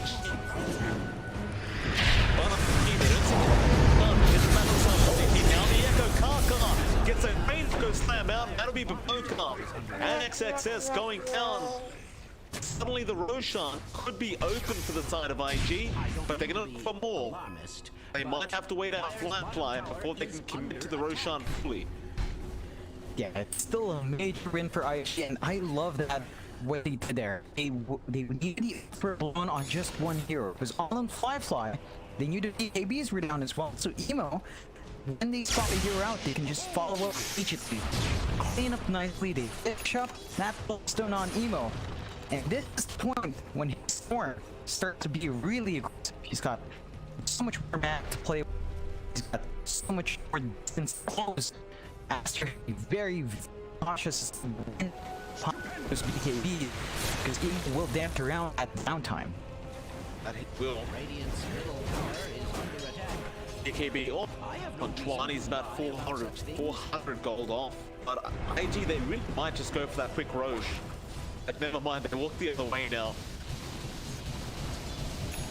It definitely would be a quick Roshan considering you do have the DS and Obstacle Chant Totem. Made it that much faster for 5-5, but it's out of Emo. It's Triple C. Does go. It's that blow. You're just not safe. I thought Emo was X'd up. He zipped in, like from the triangle all the way down. And that damage is just insane. So you're building those blocks, you have to be cautious. Aster, you know this is gonna happen. You know you've played against IG 30 times. You know Emo's form. Kinds of Invictus law. They go in. 4v5 scenario because SCCC can buy back. Radiant's top tower is under attack. Invading that Radiant triangle, just getting some wards down. They do rebuild themselves by getting those D-walls out, and they want to control the area around the Roshan pit. That's what Roche pit will be scanned, and they do get the scan going because Emo did run through it.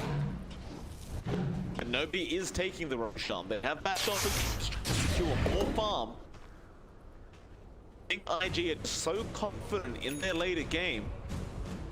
They have to just drag it up the Roshan. Not really interested in taking it too quick. In fact, Asta, they had a quick look as that Roshan is still standing there. And the other looks 30 game without one Roshan going down, actually. Kind of insane how long it's been. The game's just been so close. A maximum of a 3k net worth lead this whole game. None has really felt the opportunity to take it. I think it's fair. It's a really delicate spot for both Aster and IG. I mean, IG, they've got the slam, but Aster, they've got the egg supernova. It's a tricky spot to commit. So both sides aren't willing to take that risk as yet. And IG's part, I think it's while waiting. They're very close to where the flies BKB. Once you have it on the run with this you've got more leeway and at least surviving longer beyond the black hole. So the only factor now for Aster is Fate's black hole. And if you're relying on that as this game goes on, we're all at the point Fly, Echo committed SCCC. Can't even react. Again, you can be on time. Just perma-stuck by the Earthshaker and Emo sees an opening. He will be there on the storm, but he keeps going. Get fueled on. To Schwab. Now he will just continue. Schwab for BKB, but now XXS falling for the free side. He'll end up on there. He will just try to run no pit well done from JT. They might third. IG, they go back off, losing their position by Moga. He comes over, back now, maybe looking for a black hole. He does get two, but no cancellation with the blind. Being even let's go down, but now you're focused down, caught the quad. Gonna be in trouble. Focus Fina not really doing anything from upping down blind, but he is fine. Emo still moving forward, going on FSS. They use up the Phoenix. He can't start moving. He'll use him help up. The Dark Grip is there to get that time. They get the Phoenix kill and they are out of there. That is a 5 out of 5. 4 out of Uber. Perfect timing from JT. Oh, JT, and he does that so many times himself, and he is just on point with his timing. And they push the limits. They're going back in immediately. He's made that goal again.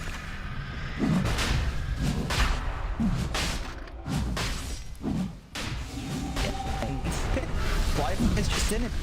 Got the damage out, but they know they've expended this big team ults, so there's something to worry about. That is going to be the first approach at the tournament, as you mentioned.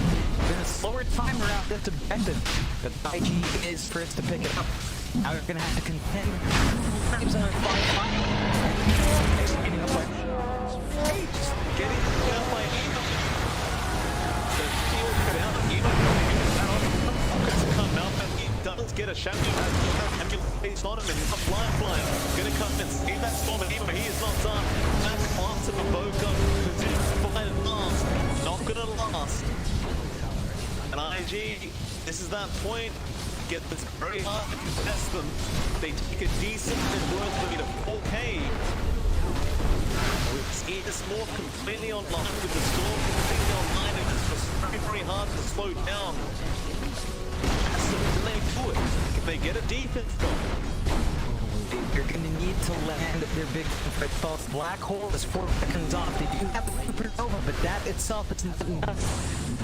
They are probably going to lose this bot lane racks as well.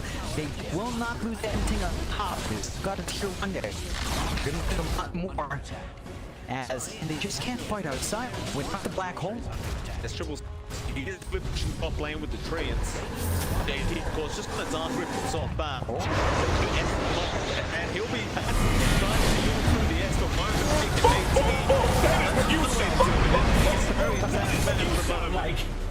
But he gets his team out there. Nice little play out there from Schwab. Still, they'll defend the top lane of racks. The tier 3 10 will take a bit of damage. 4 go down, and so they've got to try and get something. They'll smoke up. They are on the hunt. They do have the black hole up and running once more. If they catch a straggler, it's easy to clean up. It's just that no one is up top anymore. There's the decent right here from IB. They didn't smoke underboard, but they're just shoving out the lanes they do have control in. And look like Asher's gonna find that opening. They ping Ollie out, but you really want to keep killing an ogre for this one. Ollie's happy to die here. As long as the rest is alive, he is more than happy to tank the gank. And Ash right now is so desperate to get some kind of a big kill off. But it's just not hard on Emo. He's not allowing him to push. He just keeps getting the creep wave. They do have a couple creeps left, so I think the tower may go down. That looks like it will strip, but no, he is out. Another creep wave coming in now. Emo gonna force that one out, but they should have enough time, and they do. He used the glyph wasted by IG. That's one little win there for Axe. That's really all they get. So not quite going to be enough.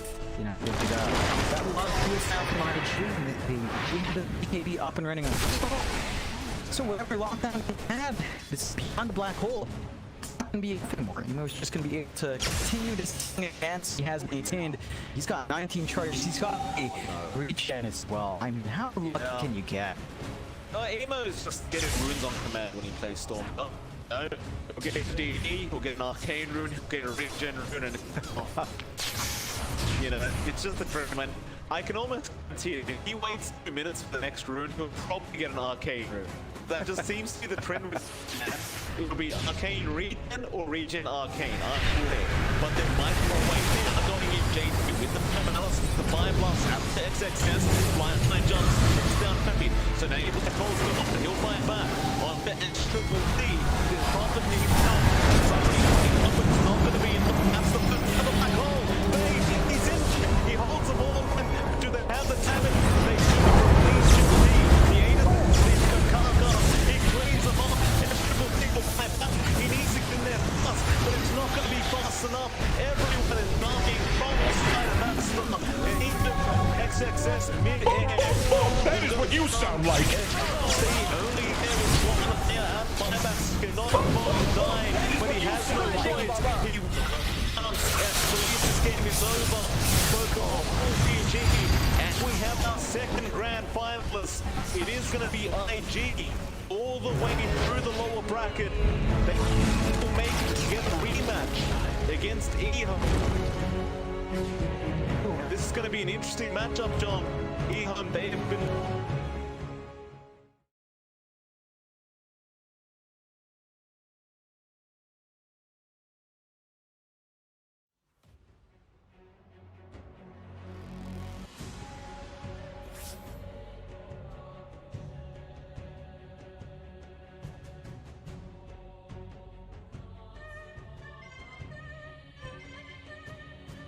Mark beats.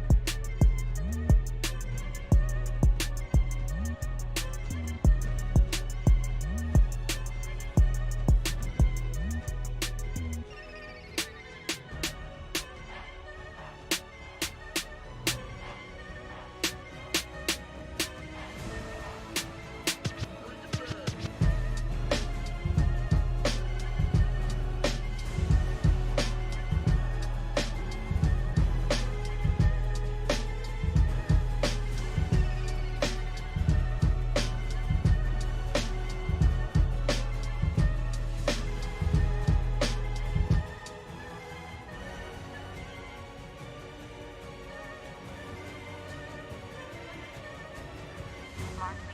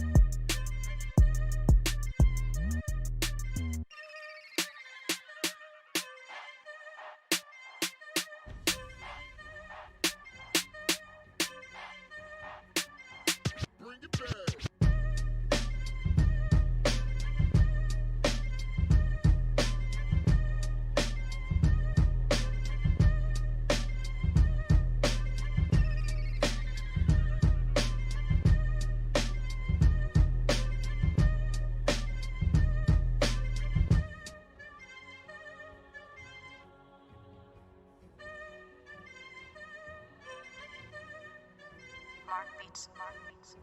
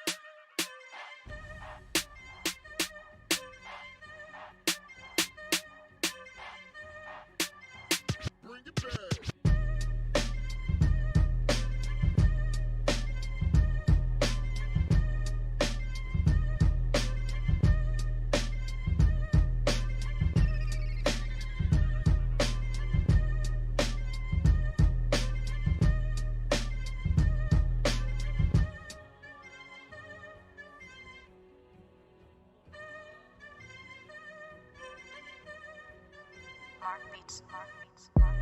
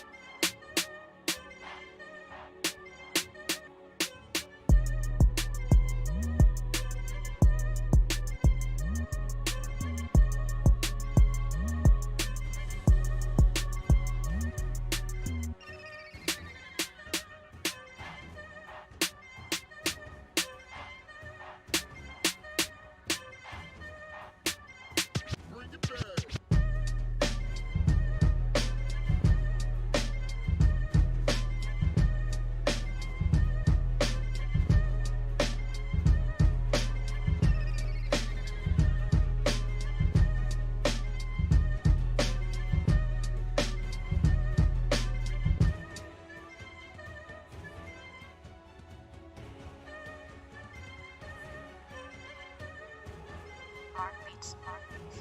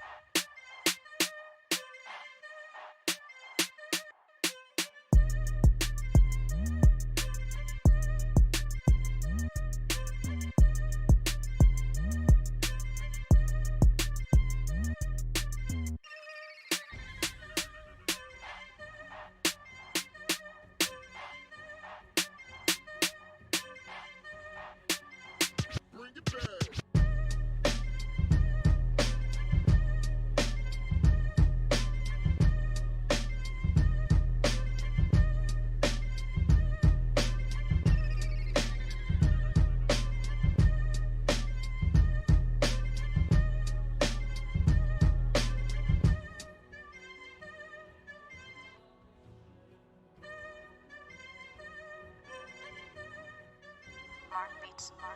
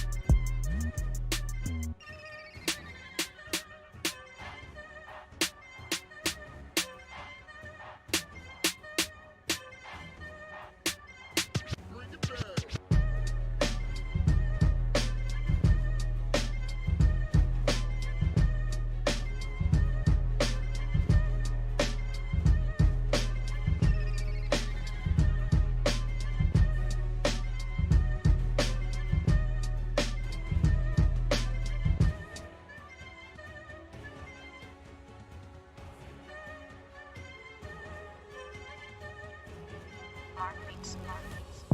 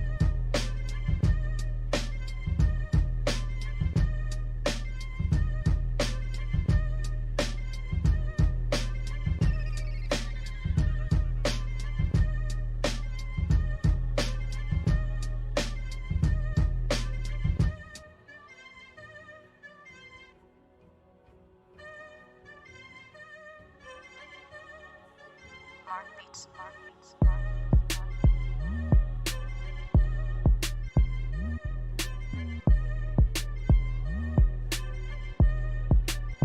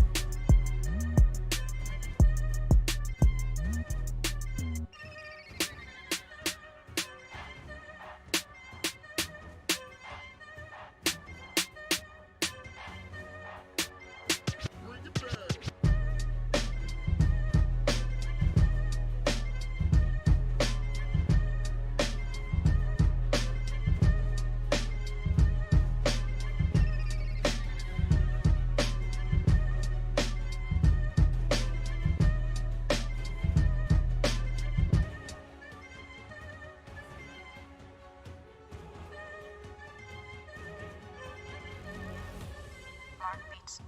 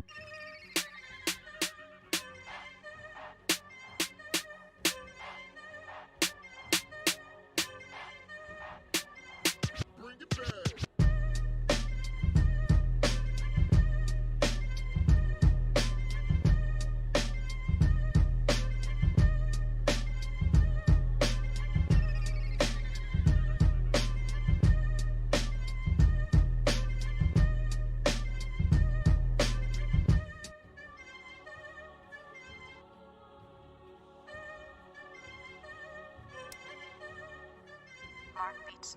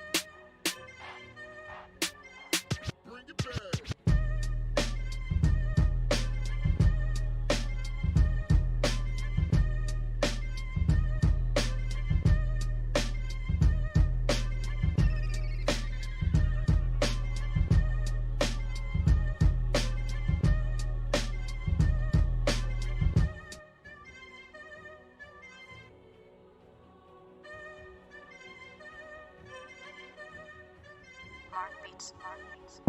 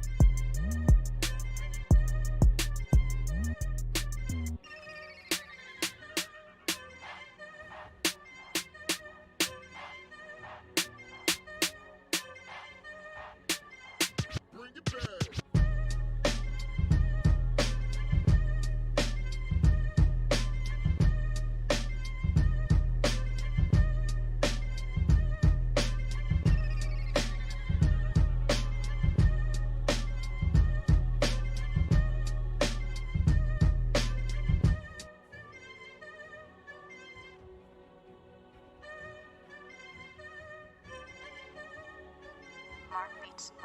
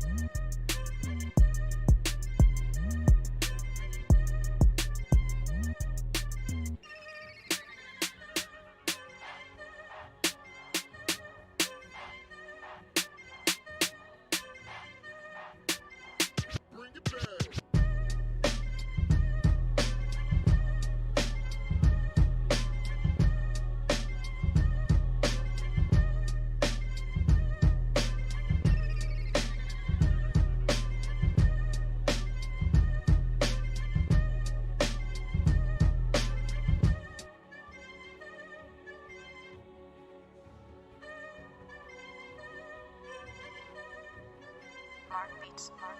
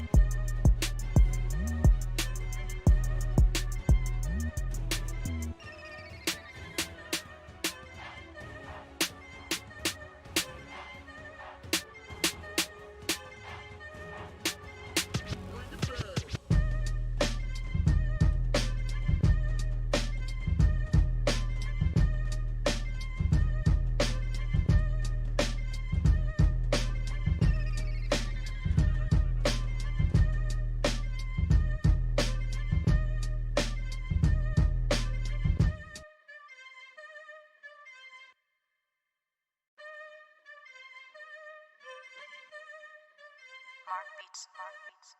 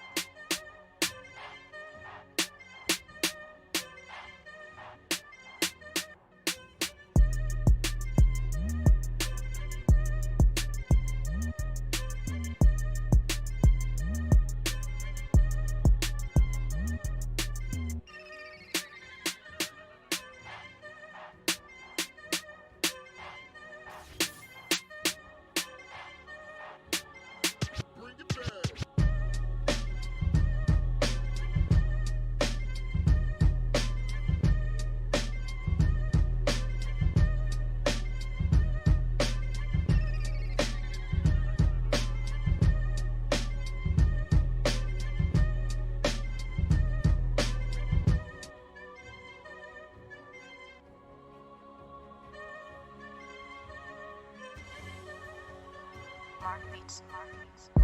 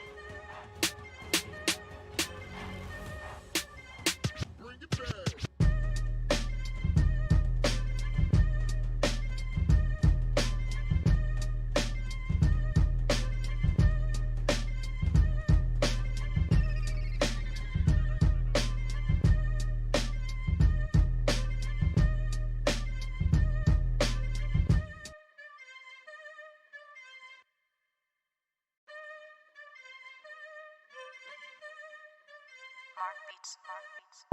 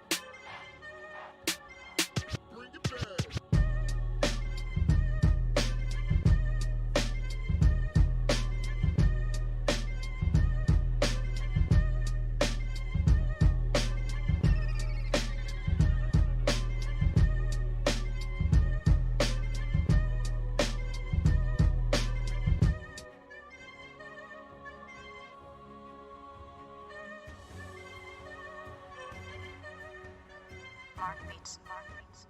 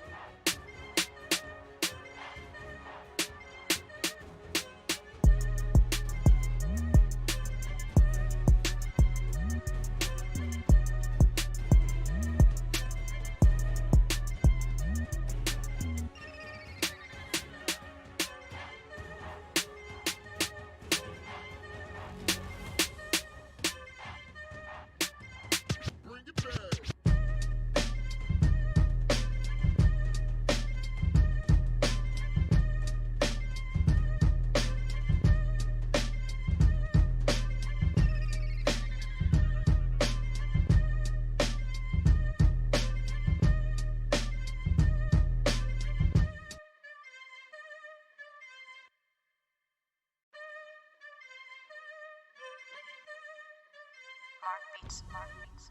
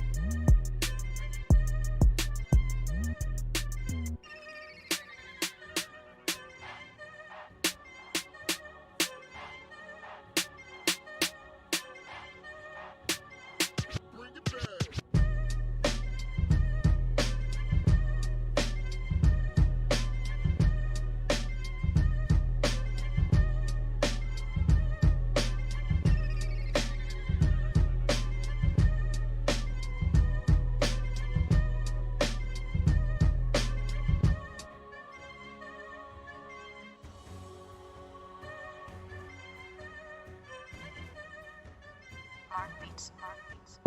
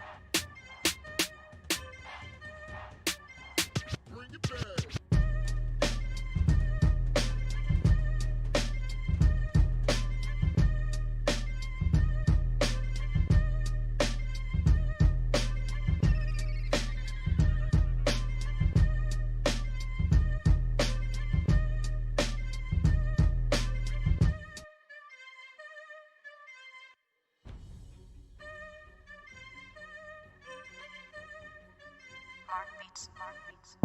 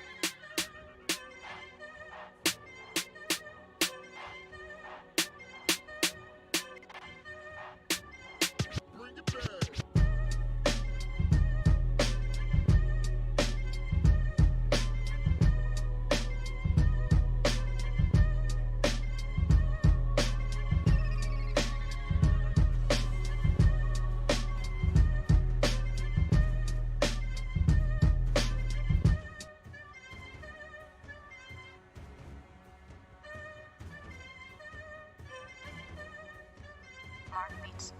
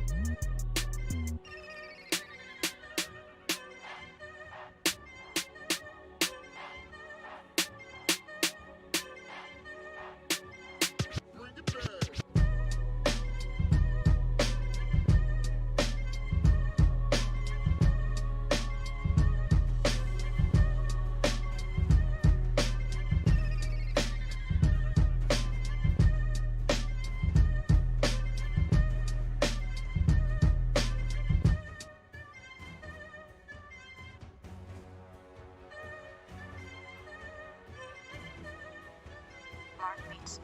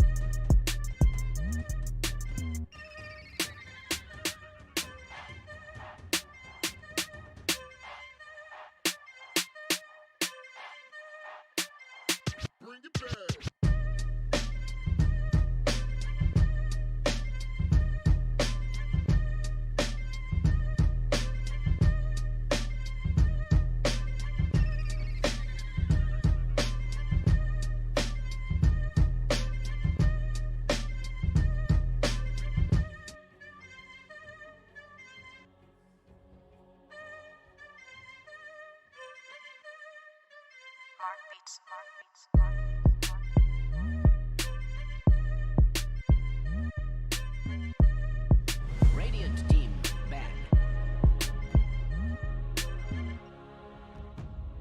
Dire team ban.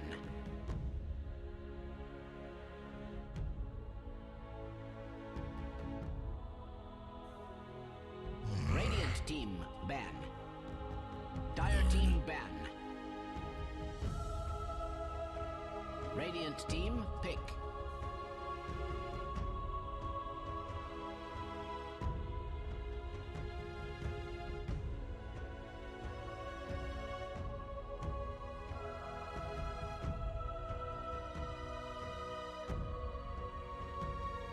Ten seconds remaining. 5 seconds remaining.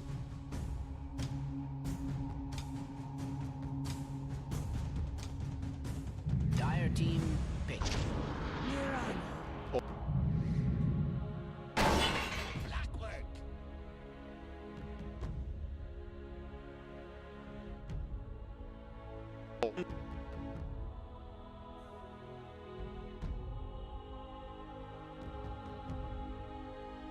Ten seconds remaining.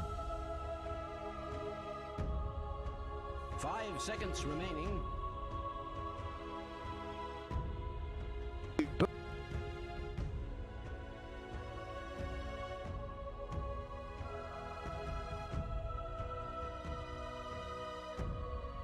Dire team pick.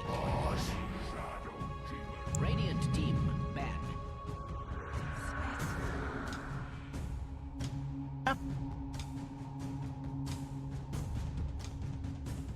Dire team ban.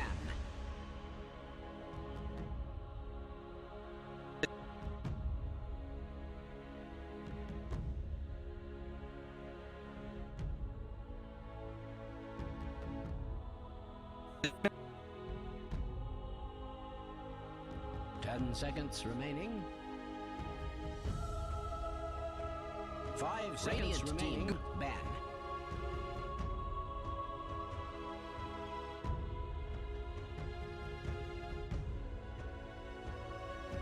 Dire team ban.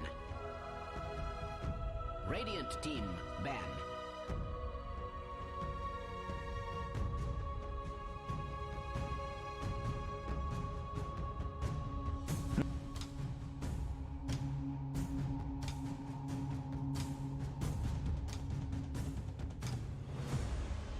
Seconds remaining.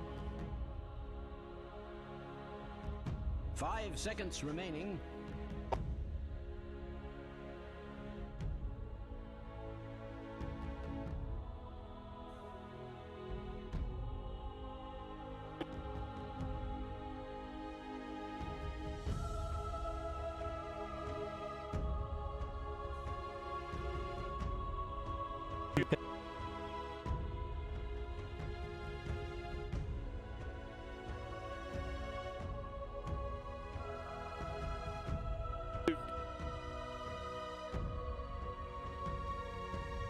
Dire team ban. Dire team pick. Radiant team pick.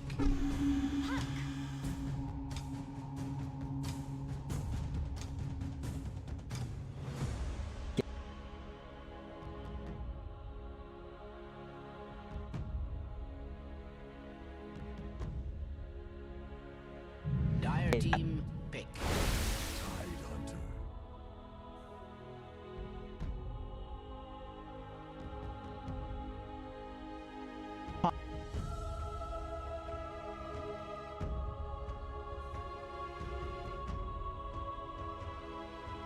10 seconds remaining.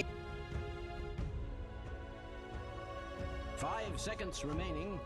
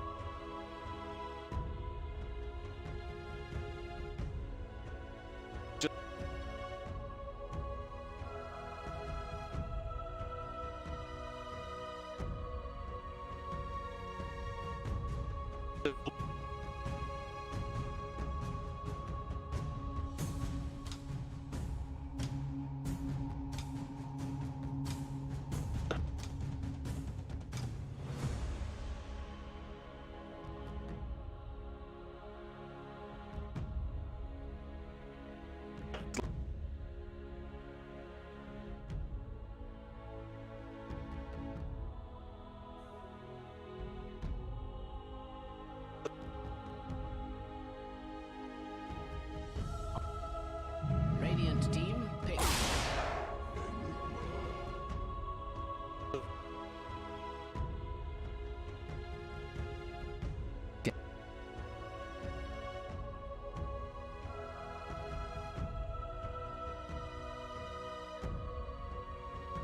10 seconds remaining. 5 seconds remaining.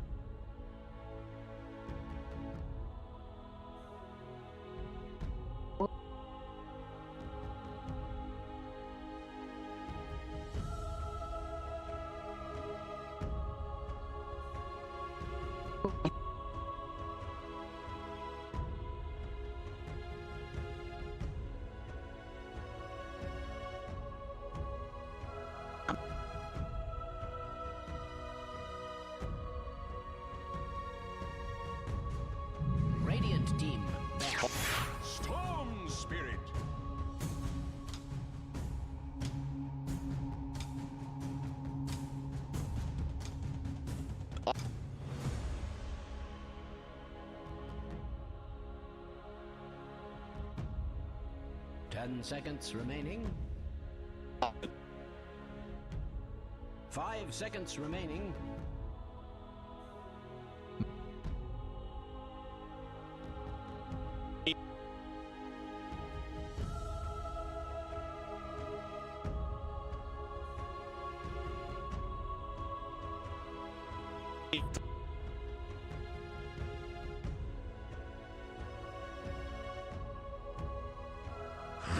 Radiant team banned.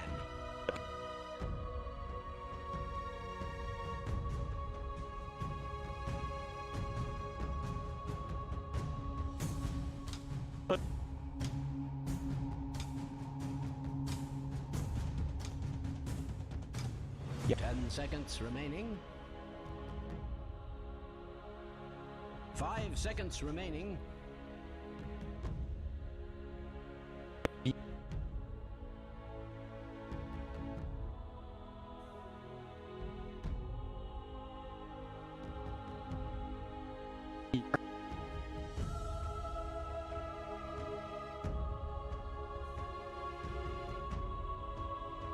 Dire team ban.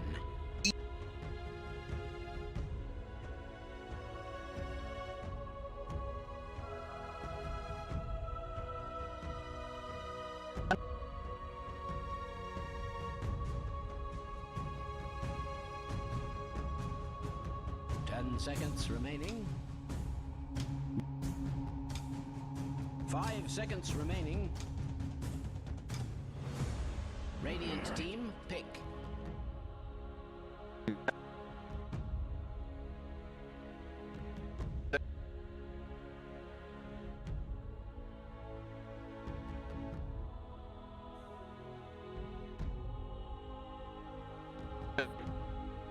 Ten seconds remaining. 5 seconds remaining. Dire team, pick. Oh.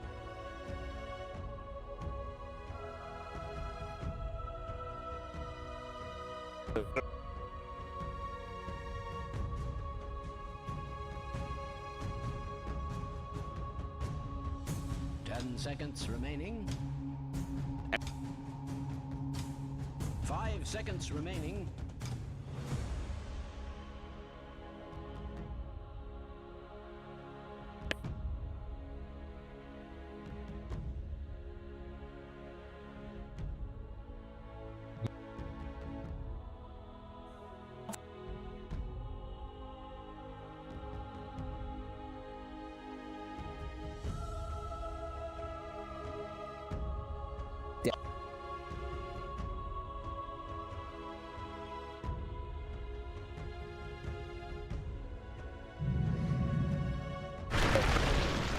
Choose your hero, my good friend.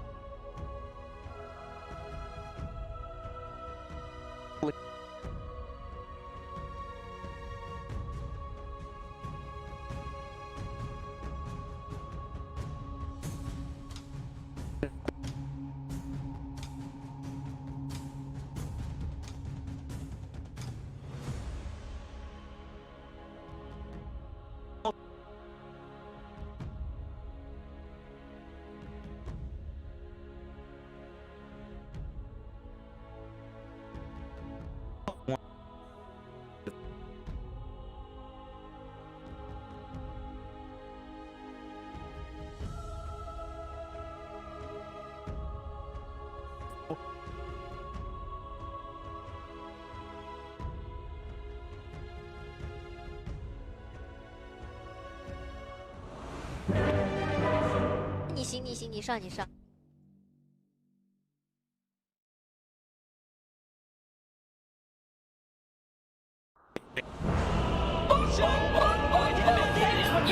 The greatest tragedy of our eon.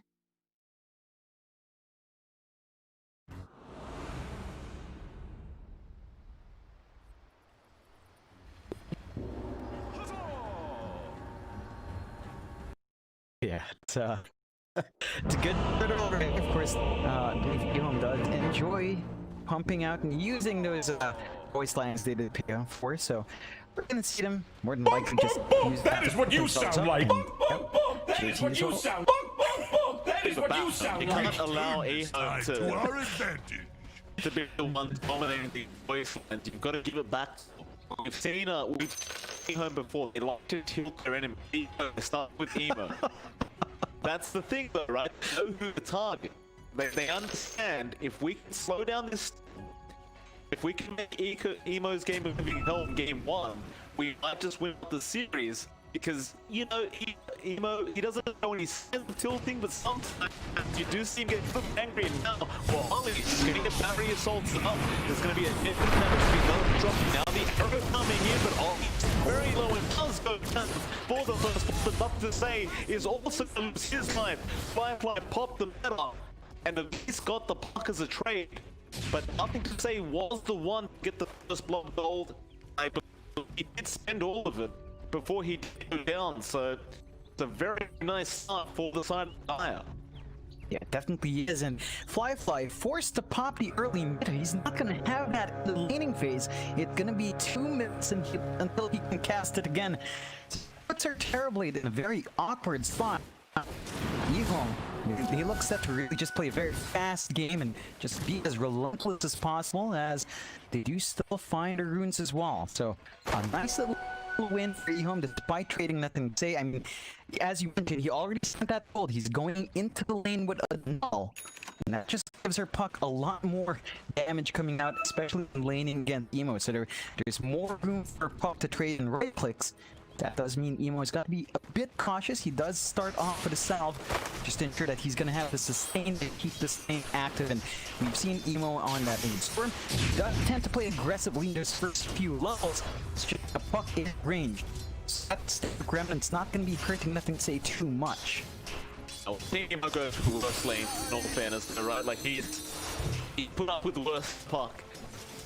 But not to say, he's a scapegoat by honest. See how it all pans out. They've got top lane. White Seller are going to be up against JT and Carter. Another fairly dangerous lane out from IG. So you've got a great arrow, can, you know, obviously stun you up for quite a while. And JT can affect Silent Farm quite well with the X, especially once he has a few levels up. And you do have somewhat of an arrow setup for IG in this off lane. It's not much guaranteed. Gush can help quite a lot in setting up the arrow for Carter. So Silent will have to be very, very careful and expect up. Yeah, it's a bit of a cautious one, and the lane partnership they have, I mean, why on the clock? You can't really expect the clock to do too much here from the pause 5 road. You can try chasing out Kaka, but he can leap out, and JT is too tanky to contest. So again, it's a slower top lane. Look to just give Siler as much safe farm as possible, and Y is just going to have to focus on pulse, which is exactly what you'd want in the clock. You would want to trade early when you can harass a bit better with a battery assault. It is just a tricky lane, and of course bot lane is an interesting one as well. It is up there in the off lane, up against Ollie and Flyfly for now, and this solo lane for Tiny, it's not amazing, but this is what you get when you've got Enigma in the jungle early. It should be a fairly easy time for Flyfly to find that early farm. And he did pop the meta early a while ago, but when it's a 2-on-1 lane, That is what you sound like. Too much down here. I think he just wants the XP on the Tiny. I don't think he minds too much about the coal difference, because he usually just goes for boot from brown bottle and then just starts trying to make rotations across the map. So, of course, he understands he's not going to be able to get much gold here on the Tiny, and, well, he's not really going to be able to harass out Flyfly too much. does give him the avalanche toss, but that'll be it. Meanwhile, top lane, JT falling very low on the tide and may not, but no, he'll get the salve out. It'll be cancelled by the Spectral Dagger, but he will survive. Even the Rocket Flare coming in with the JT, not quite enough to take him out. Close calls, and even mid lane, Emo being rotated on by Syncube, giving it right back to the Enigma, forcing Syncube back out of the Radiant jungle. And it looks like Emo, he's starting to slowly pull ahead in this mid lane up against Nothing to Say. At least in harassment and last hits, he's doing a great old job in the park. At least now does have the bottle off to try and regen up some of that HP and mana missing. As usual with the Puck vs Storm, it's going to be all about the 4-minute power room. Oh yeah, it's gonna be coming up soon. You do have decent forward coverage from both sides. I believe Ehome does have better wards on both the room spots, which should be easier That is for what you sound like. to find that opportunity. And of course, up top, with Syncube around, they just commit onto JT, find themselves a nice opening. Syncube is a bit more active in this possible Enigma. He is. He has been making the small rotations in, and with the Malefice just resetting up. Nice regen still, Nothing to Say. Rather, Syncube trying to secure it for himself here. They didn't want to fit over to Emo. Fireflash dropping bot lane, and now Y also going to go down to the mid lane. Emo on the run, still in major trouble, and Ehome will be able to take him out. And that's 2 cores going down for the side of IG. You pause 1 and 2 dying. And Faith Beyond ended up killing off Life by himself. Yeah, that's not what you expect from that bot lane, but the Tiny does have an insane amount of magic damage if he gets the avalanche toss. So Fly has to respect that distance. You don't want to be posed in by the Tiny. Otherwise, you know, you could just farm the farm. Focus on that farm, Faith Beyond, so not to make it easy as he's trying for more. Yeah, you can't go that close. Faith Beyond, he's got the brown boots up, and he will abuse you like that if you do get close enough. Because he's going to fill up his bottle now with that 5-minute bounty rune. And this is just why you see the offlane Tiny at a Faith Beyond, John. He doesn't need farm. Is under attack. Bottle brown boots, and he's going. He's basically a position 4 Tiny that just gotten heaps of XP way earlier than position 4 would. Tries to make the mid-rotation, but can't. Will catch him out. Stop him going anywhere near Emo. In fact, both Ollie and Kaka are currently mid lane, making sure Emo has a good time and trying to set up onto the Puck, but Nothing to Say seems to be somewhat aware, so they'll just settle for taking Courier of Nothing to Say, but that's the best they can get at the moment. That is what you sound like. Is the die again? Syncube just rotates in with the Malefice and Midnight Pulse. It's gonna be enough. And that is just so clean for Ehome finding all these killed. And again, they're spending this time down mid, which opens up those side lanes. This is why these kills are flowing in. IG, they're investing a lot in that mid lane. They're not quite finding the openings. They're even forced to pick up this haste rune on Kaka because Y just makes that perfectly timed rotation out. So you're not even getting additional regen here for Emo, and that is something you like. Overall, Ehome just making this greedier ground work like Syncube. He's been uncontested in the jungle, and we talked about Kaka contesting the Enigma. It hasn't been happening. So this really greedy start. It's just on a good roll here for Ehome. Well, Kaka is now contesting that Syncube Enigma, and I think he realizes he needs to because JT has been ganked twice in a row now by the exact same couple of heroes. Bot lane, Fly, going down against the Faith. Emo gonna be able to maybe get the trade. No! Faith will survive the stick charges. And Emo, well, he was very low on mana. He couldn't get the job done. Now the Rocket Flare cancelling off his clarity that he just popped. Bit unfortunate. But Fly, and he's getting. Dream Core is going to be there down the bottom. The toss in on Fly, and Avalanche is going to be there. Emo. He doesn't have a way out. Fly going to TP back in. Faith won't have really much mana to play with anyway, so they can't make the dive back onto the TB, but that is the second time this game, and mind you, we're only 7 minutes in. The second time both Emo and Fly have died, and it was basically just the Faith. Now for the old razzle dazzle. And this is not ideal for IG. We talked about them needing to snowball off of Emo and Fly. That is not happening anytime soon. Fly farm, he's still finding the last hits, but it's Network starting to trail behind even Siler's Spectre as some costly deaths of Fate Beyond. It doesn't get tossed, unfortunately, but you can see the pressure being applied to Fly, and they just can't commit supports because they still keep trying to camp mid. Take a look at that. Kaka and Ollie again tied up here to fight for those runes. They need to. Emo needs them. There's no two ways about it. And well, Emo, he gets an illusion rune. Not really the one you prefer as a storm, but you just got to take it away from the park and accept the fact that you've got a free bottle going to yourself. And Faith taking a bit of damage from the jungles. Won't really make any more plays onto Fly for now. He'll leave him be, but I mean Fly is so farm starved now. But not really. I mean, he's still second in net worth, but considering the fact that you're up against a solo Tiny, you kind of mind. Now mid lane, a great touch out from the park. He got ripped off, but now line with the 3-man green coil goes in.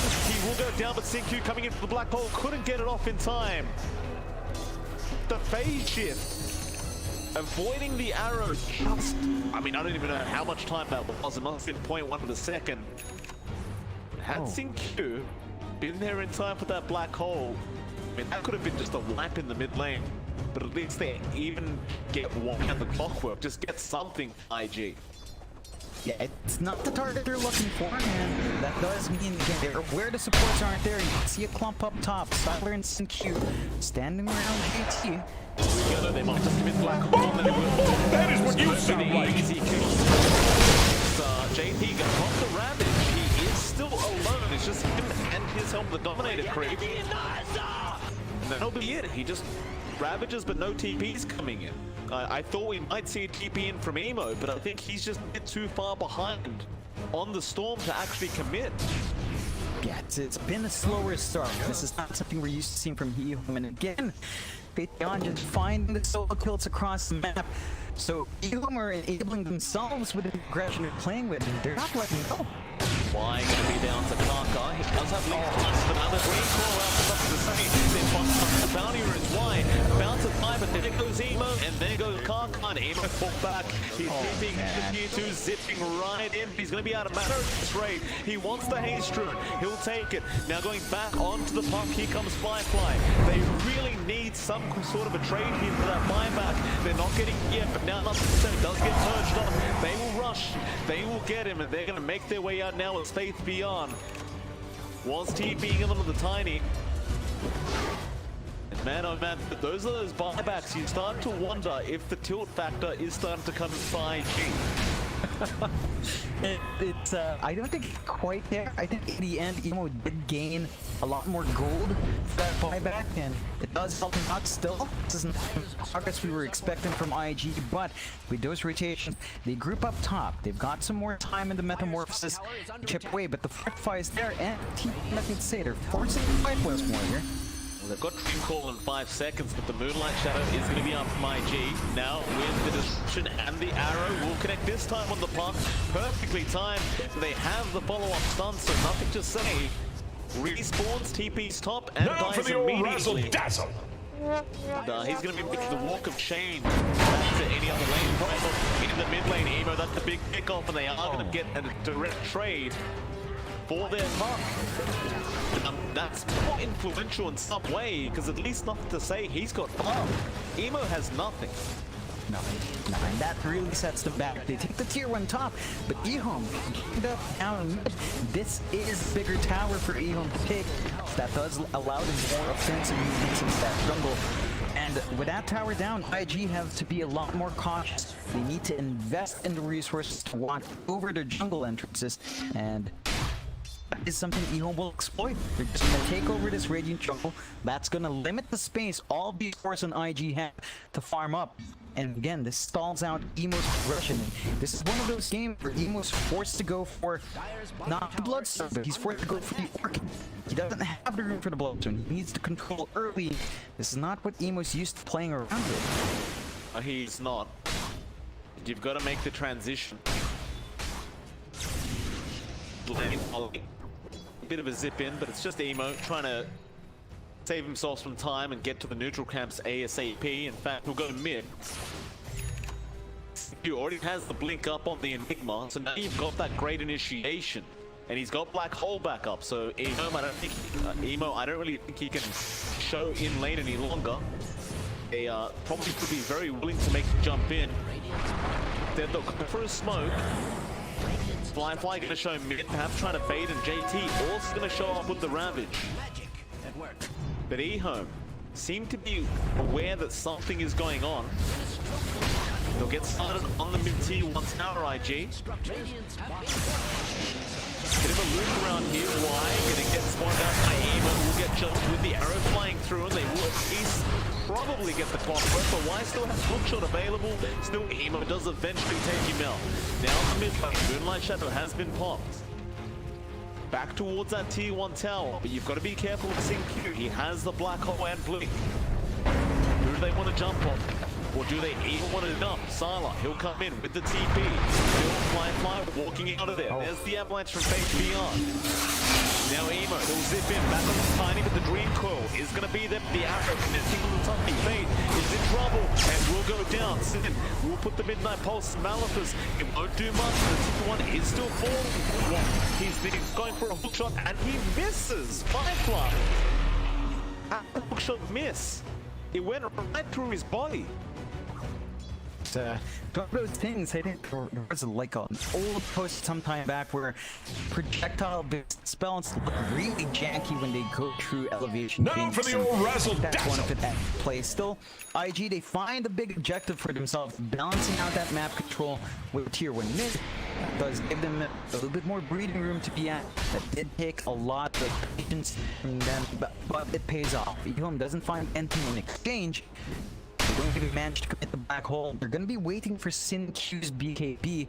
I think they need that up and running before they can truly commit counter initiation when everyone's grouped up.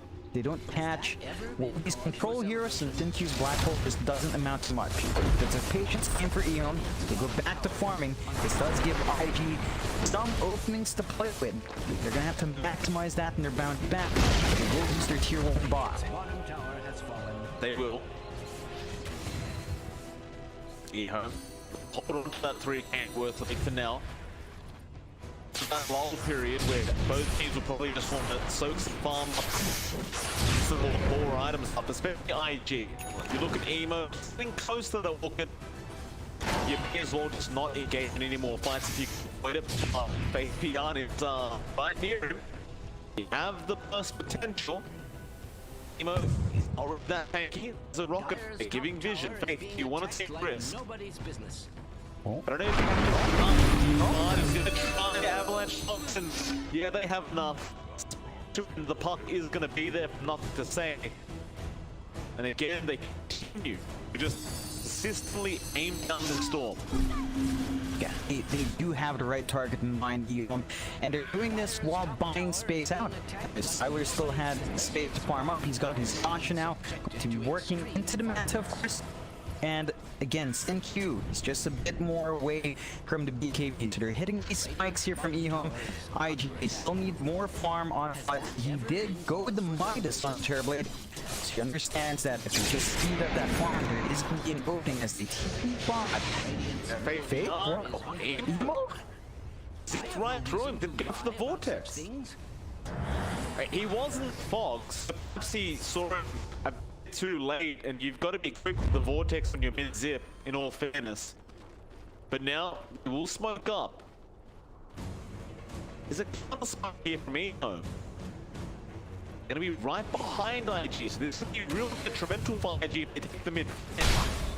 As they're going to be pincered in by Ehome if they're not careful. They'll loop around the river.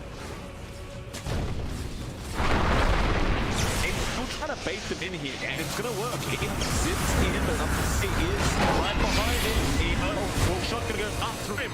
A spectral illusion, but it works out. And now, well, the toss back comes to AT, who has the Ravage, but doesn't want to commit at the moment. We'll back off. And Ehome, well, they got the target that they wanted, but they'll take cover. Ollie will also go down to the demon, and now they'll look for more special dagger. He's going to be the marker. The Ravage, great from JT, connecting from 4. They'll take down Y. Now Sala's very low. Sigdu gets there for the black hole. But get on Sala. The procky trade. Fly will go down, and now JT will be targeted on the tide, and he's a tanky boy. Will be tanky enough. Get himself out of there. That'll be a 2-for-2 trade. Oh, maybe not. Can't. No. Toss will be at the wrong target. That'll be for Ehome. A 2-for-2. In fact, never mind. For 3. Side better find here on the dire side. And now for the old razzle dazzle. Trying to take power when he was taught. Yeah, it's not been an easy time for IG. They don't find the trades they really were looking for. I mean, they compensate by finishing off Styler in the end. But when you sacrifice your turtle for that, it's not the most amazing trade. Still, I just got certain things to be happy about. Fly is top of word. Mind you, this is because he has Midas. So that Midas is paying dividends for Fly, staying in the race. Again, building up slowly. He's gonna have his Manta style before Styler does. But this is because Tyler's been much more willing to join these fights, so they've got to make this investment in their Terrorblade work out. Because Ehome's not the one. Why with the long switch back into fake? Oh god. AC Ehome, they run down towards Ehome. It's as simple as that. Ehome, they are not holding anything back up against the Storm Spirit. Oh, free couriers. How Courier's going to be find out. Kaka lose his, and they know the TB one's there, but Fly's courier will be safe. It would appear I can't say the same thing about the IG heroes, however, his faith is now rotating mid. Kaka gonna be on the low ground. The arrow will make it obvious he's there. Radiant's top tower. But they want JT, it seems. Insane. Does not fail into the Avril box. There's just too much damage. JT cannot survive through it, and now the green called Kaka. He tried to put it in down. Emo, who was into a great zip onto 3 heroes, but this is gonna be enough. There's the horn coming in from Silence. Back onto Ollie. They gun him down. Emo also gonna die trying to fight. And the Dagon out for nothing to say, just being a bit of a surprise reveal there. IG can lose 4 for the price of... Oh, and that's such a clean... That was right before the Orchid was coming out for Emo as well. So at the least, IG reveal that power spike for Emo. At the same time, this progression for our Storm continues to be, well, it's abysmal, to put it bluntly. He's behind Sinfu's progression, he's behind JT. Emo needs more space to farm up, but they're building up in their Terrorblade. Fly's got his Manta. It's harder to control that Terrorblade down, the Manta style up and running, and he is seriously out-farming Sylar. So when it comes down to the pod ones, it's a better situation for IG. They do have to make this investment work, and they're pumping into the pit. They've got Ravage up. There's going to be a black hole in about 20 seconds, and I believe the DKD is flying out as well for Sinfu. Oh, Ehome, there's going to be a bit of timing for them. If they realize it's happening. And now they do. The rocket player will give vision. IG, they don't know the BKB black hole's up. This is a very unfortunate predicament for them as the timing's just really bad for IG. They're not going to back block shot is there. Flying to the black hole. They caught 2. The disruption. Gonna say fly now, but there goes JT. No Ravage for IG, but they do get the puck. Nothing to say. He does go down, but he comes alongside him, trying to run away from Fly. And Ehome, are you going back in? Why? He gets a cross off onto the TV. Now Faith Beyond turns back around with an avalanche toss, but the Sunder is going to be there in time. They need to get out of Ehome, and that's exactly what they'll do. Or will they? They're looking to go back in now, it seems. Emo is waiting, he knows. They're going to zip back in onto Sylar with the Orca, the Faith Beyond was there with the avalanche, but it's not enough. Sylar will go down. And that is the first successful team fight for IG in quite a while. Yeah, that was down to the fact that Emo did dodge out that black hole, ran immediately out as soon as he saw that and then walking in. That saved their highest. That quick reaction once more from Ehome, managing to give them the opportunity to turn around afterwards and isolate Say, who died way early on. So they don't find that Aegis, but they put themselves at a better spot. They swing some of that lead back.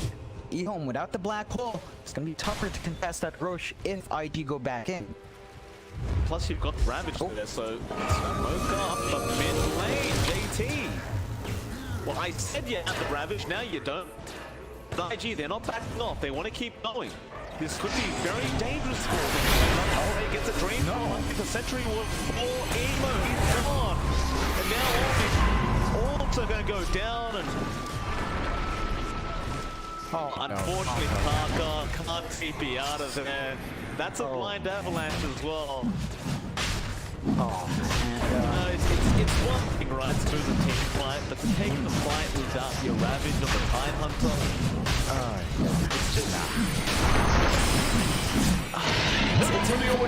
it's just we just talked about it. Ehome didn't have Black Hole. They could have just gone straight back to the pit.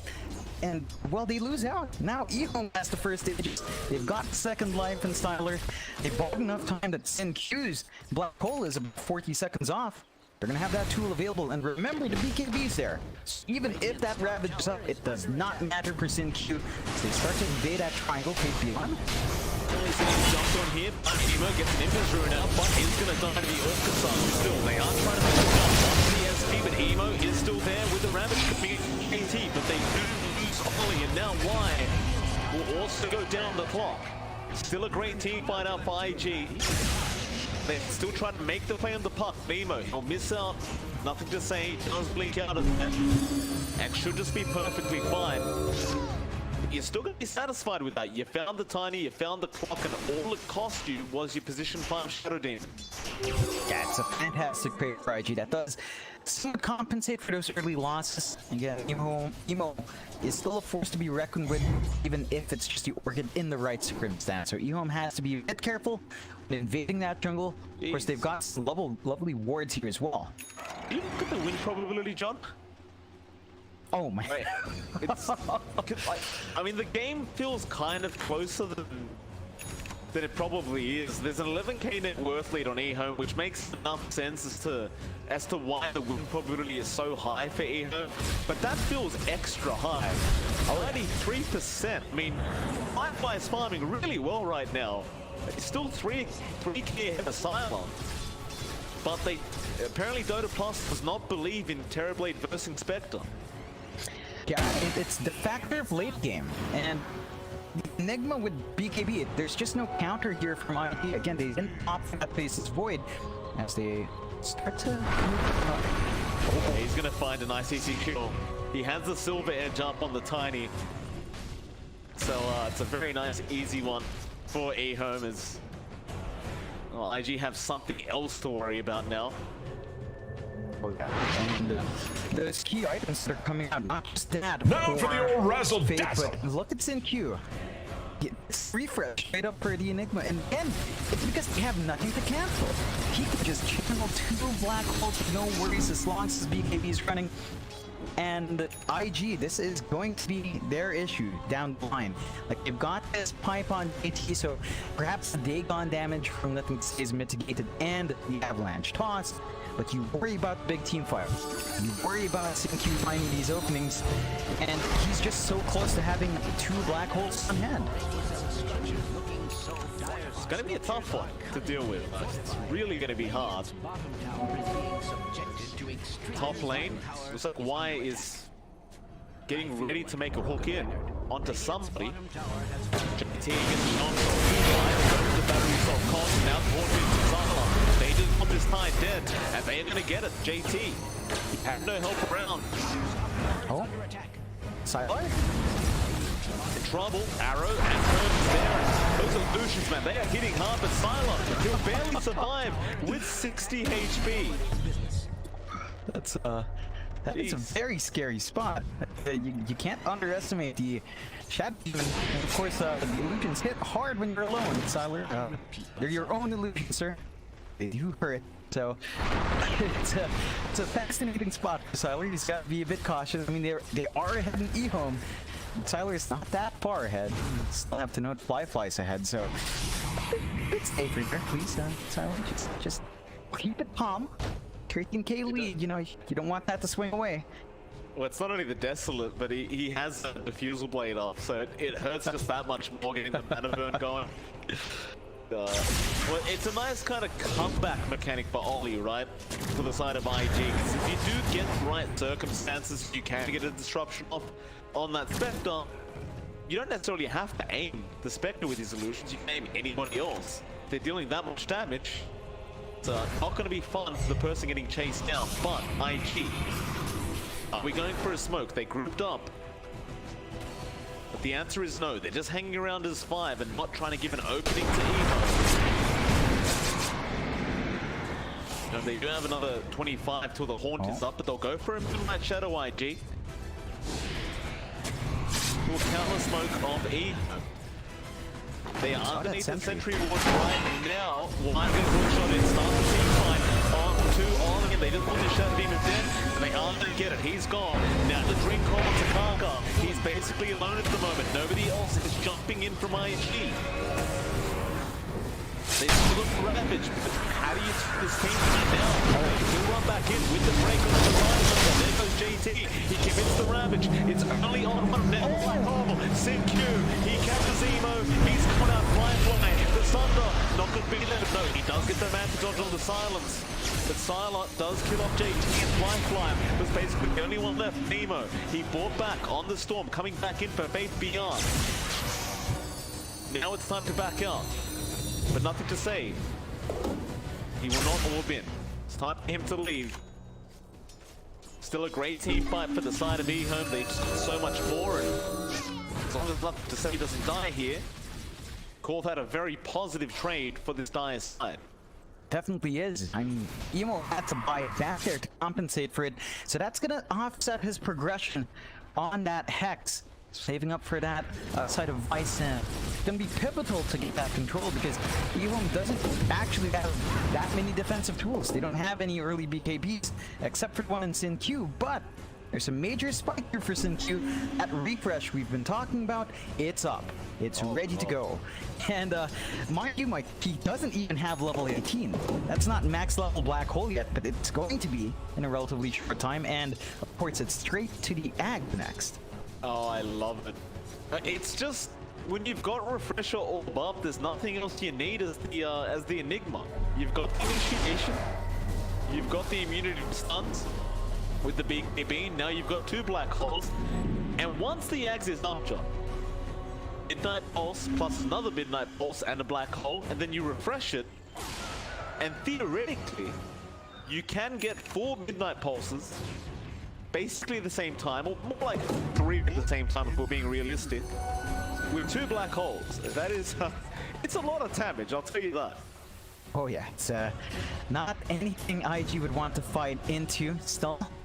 You know, they're still maintaining this fairly good farm on Fly, and I like what he's going for. He's going straight for the Abyssal after the Satanic, so they're gonna have a way of, well, at least trying to stun out the Enigma when the Black falls out, because Fly's always been caught in it, so he has to find a way to avoid that big spell cast. As Mike, do you see this in Faith Beyond? He's got the Ags up on the Tiny. We're back. Oh, The volley's back. We're back to the tree volley. This is why I love the side of Ehome. I mean, Faith Beyond is just, he always brings out these certain, these particular strats that you just don't see anymore. And here we go. JT just gonna sit there, the Black Hole up on the tree volley, just gonna destroy him. Dream Coil, they got it another. That's gonna be Emo. Dagon down on a hookshot out from behind. They're catching everyone. The Cox push back. Kaka is still silenced. Will eventually try and leap out of there. The rock flare and the finish up from the puck will be enough. Oh man, that was just 1 by 1. They just fell individually. That was the heart of Silent, losing the opportunity to gap close. There's still buyback from Emo. 1 full minute without that storm. Their high ground's under siege. Don't forget the Tiny. I mean, he hits like a truck when it comes to down. Oh god. Not a DD active, it'll wear off now, but it's not going to matter. They are easily going to be able to get this mid-racks, and they might have time to go bot racks. Oh, there's no T2 tower protecting them. But they're going to play it safe. They will back off. Just defend their top lane. The TB illusions are going to be there, just slowly chipping away. But now the net worth lead has increased to 19k. If we, I mean, I'm a bit afraid to look at the probability rate.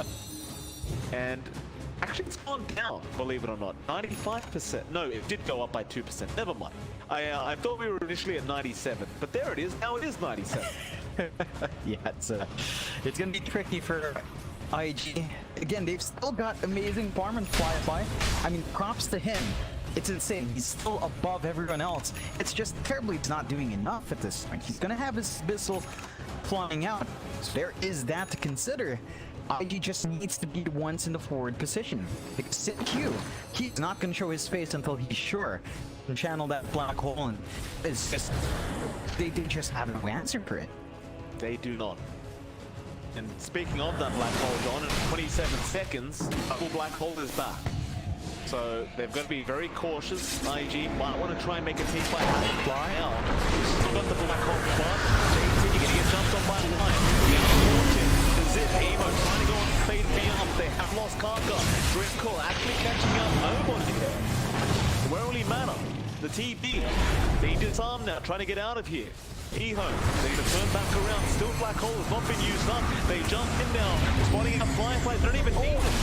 They don't even need it. SidQ, he refreshes. But it doesn't matter. God. He's called. It's just complete domination out from the side of Ehome. They just danced around IG, and we talked about Storm being a major factor. Ehome doesn't make it look like anything. They just take complete control. They make this greedy.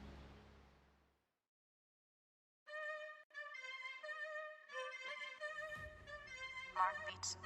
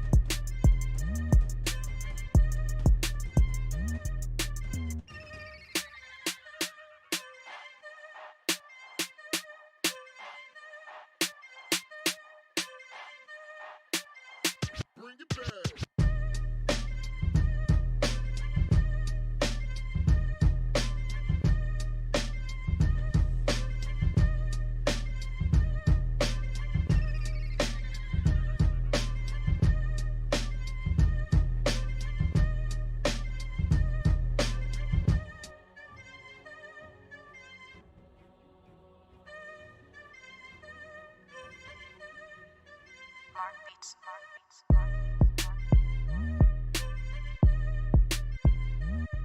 Bring it back. 5 seconds remaining. Radiant team back.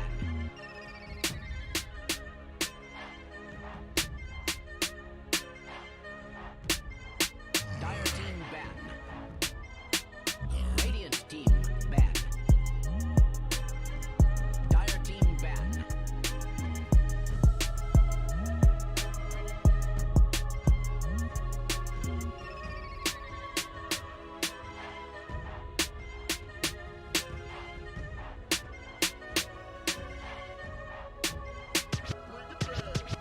10 seconds remaining. 5 seconds remaining.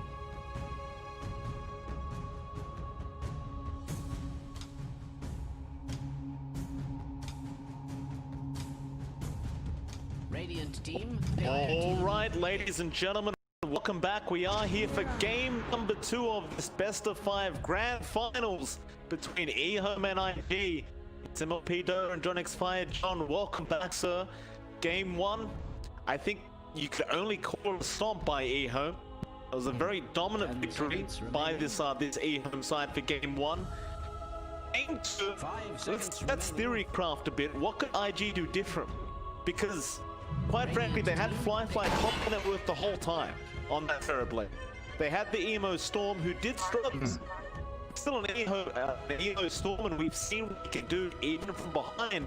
And they had Piranha ST, which they've been running and winning with for days now. But none, it wasn't even close. I mean, Ehome was brought really fast throughout. It was really greedy, mind you, but Sinki was actually dipping out of the jungle early, couldn't match that pace, and every time they tried to punish mid with the dual rotations Archie would toss out, nothing to say would just slow down. Better catch. In this case, they just couldn't get that combo off of their Mirana early on when it mattered, and this time around, IG, they do start with a clock. Now, Ehome, I like what they've banned out though. They realize IG's drafting pattern, and we talk about it a lot amongst ourselves, but we notice that when IG fails with one draft, they go for another. And one of the staples is that morphing, and Ehome immediately banned it out. No option there for IG to have the emo morph, so they're gonna have to look for perhaps fall back to the Storm, which Ehome seems to really understand how to control, or maybe something else down the line. There needs to be a shakeup for IG. They need to line up their game plan. They need to be able to have a response. Ehome, they exploit those holes in the draft really well. They got the last pick Enigma, which had no counter. IG are covering their bets now. They take the Doom, which is pretty darn good against the spec. They've got a DB piercing control piece now, so at the least, if the Enigma does come out for Ehome once more, it's not going to be as easy for Sinchi to get a full channel. So I'm trying to make it a bit safer for themselves as the draft goes on. That they are. What do you ban out now? Gonna be very similar bans. The Techies Prophet, and now the Visage is out from IG. They got the clock Doom to start their things off. They draft off. what were the other bands we saw in the last game? I can't remember. It was just all the cheese sticks apart from the Brood that were removed. Yeah, they took out the Zeus because again, Spectre Zeus, that's something Ehome loves to run. The Visitors there, the Pango is also banned out in this phase. And we'll see if that is something IG will consider. I think Ehome are still looking at the fly heroes. Like the Raid King's gone. They take things as well, just taking off their team fight from IG. So they're limiting IG's skill right now. And to be frank, Doom is great, right? Like we talked about the BKB piercing control matchup against Spectre, but Doom Clockwork isn't particularly synergetic. There's not much going on between those two heroes. You're gonna need to find something else to build off of. Again, Ehome, there's not quite anything there as well. It's on a spec, but they know how to build around. And IG, it's the same bands, Visage and Zeus. If they close out with a Pango band, it's exactly the same stuff they banned last time. You know, I guess you're gonna have to stick to the game plan as IG. I mean, you're in the middle of a grand final series now, and you just don't want to give anything away here if they love playing. Very hard when it comes to Faith Beyond, though. He just, no matter what you give the guy, he just makes things happen. I mean, just how do you see an off-lane Tiny that can be finding solo pickups by himself up against the dual lane, and then with no calm and just completely ruin the enemy's game? You just don't see that from an off-lane anymore. No, it's just so domineering, so you gotta watch out. In this case, perhaps IG I'd consider a tiny ban. I just think it's too potent.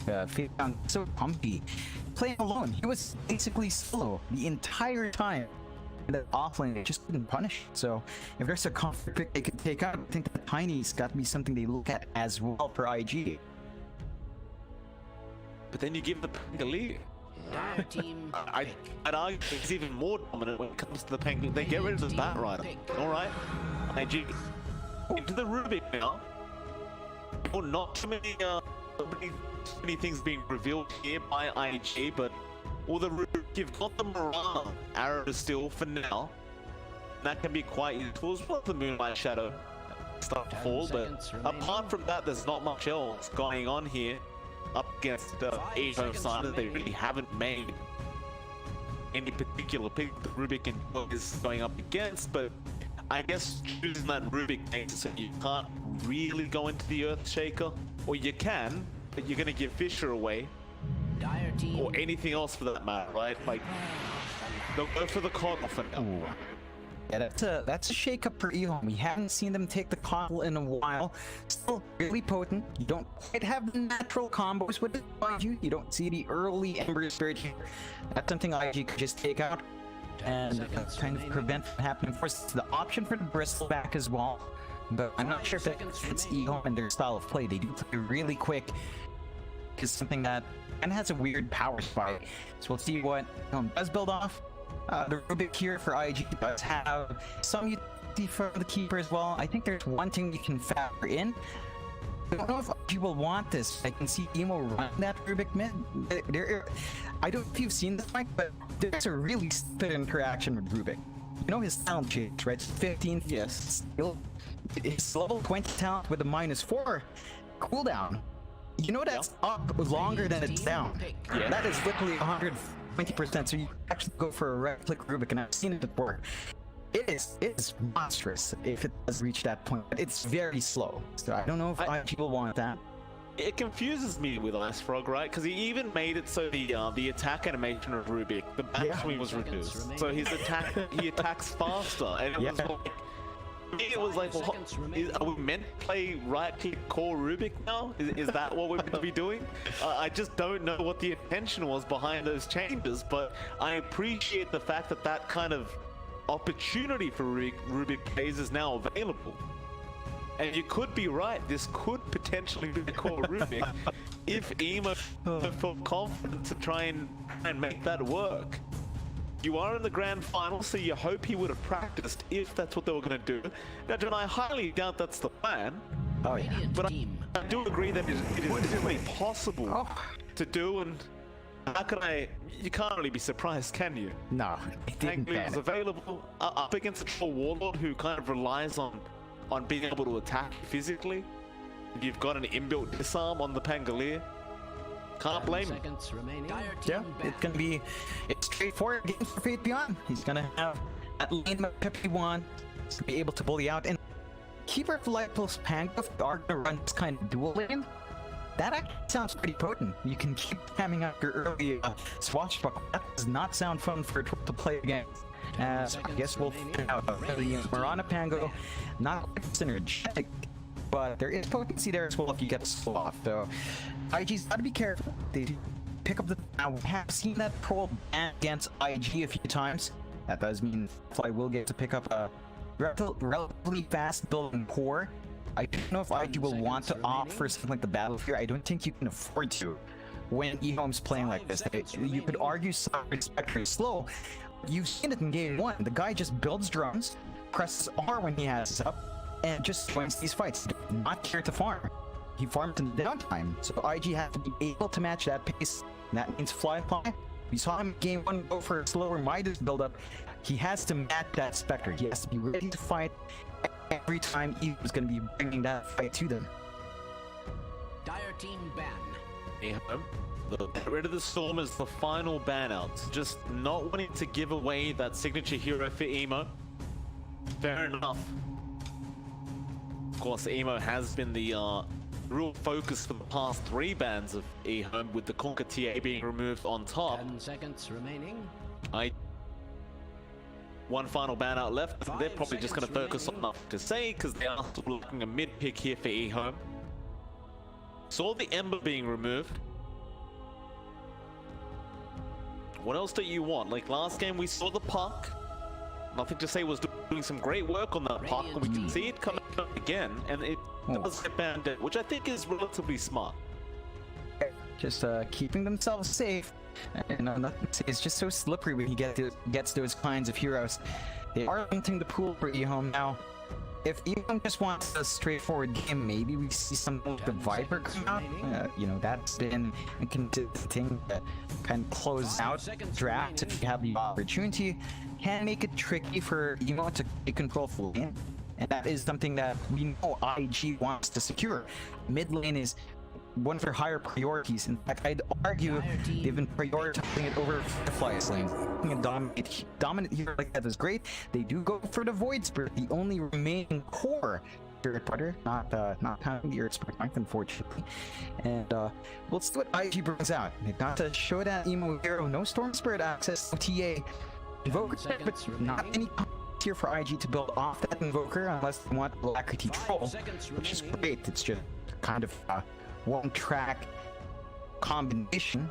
See what IG has to pull out. Pull out something that matches this pace. They look like they want to play this game as fast as they did in game 1. You could just go down the safe route and pick up like a Lena or something. Just harass out the Void Spirit in the mid lane, make it very hard for Nothing to Say to snowball on that Void Spirit, and wait a minute. So hold on.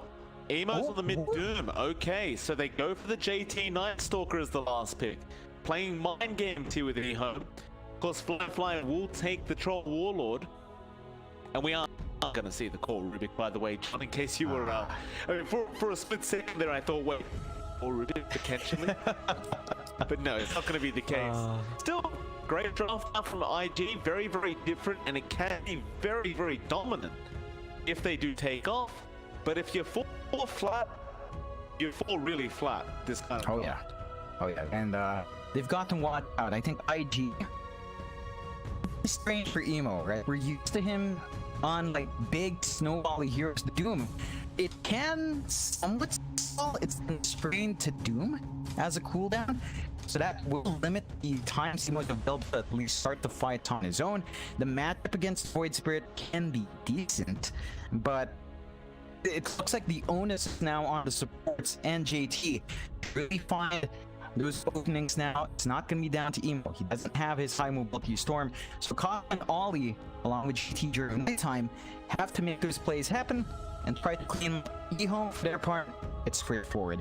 You've got the Pangolier, the Spec, Void Spirit. Really early timers there. I mean, I say early, but the Spectre scales late. But Siler really is fond of joining those early fights. That's something IG's got to be worried about.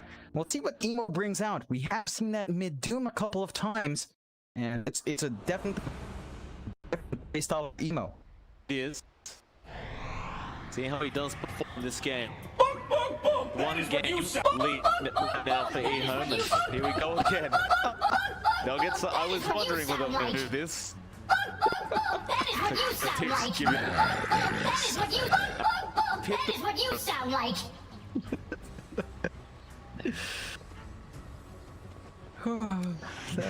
Props to some creators, by the way. This Night Stalker set, I've always enjoyed this one. Very, very nice on JT. I'm pretty sure it's the new one, right? I think it is. It is a cash item, yeah. It's pretty sick.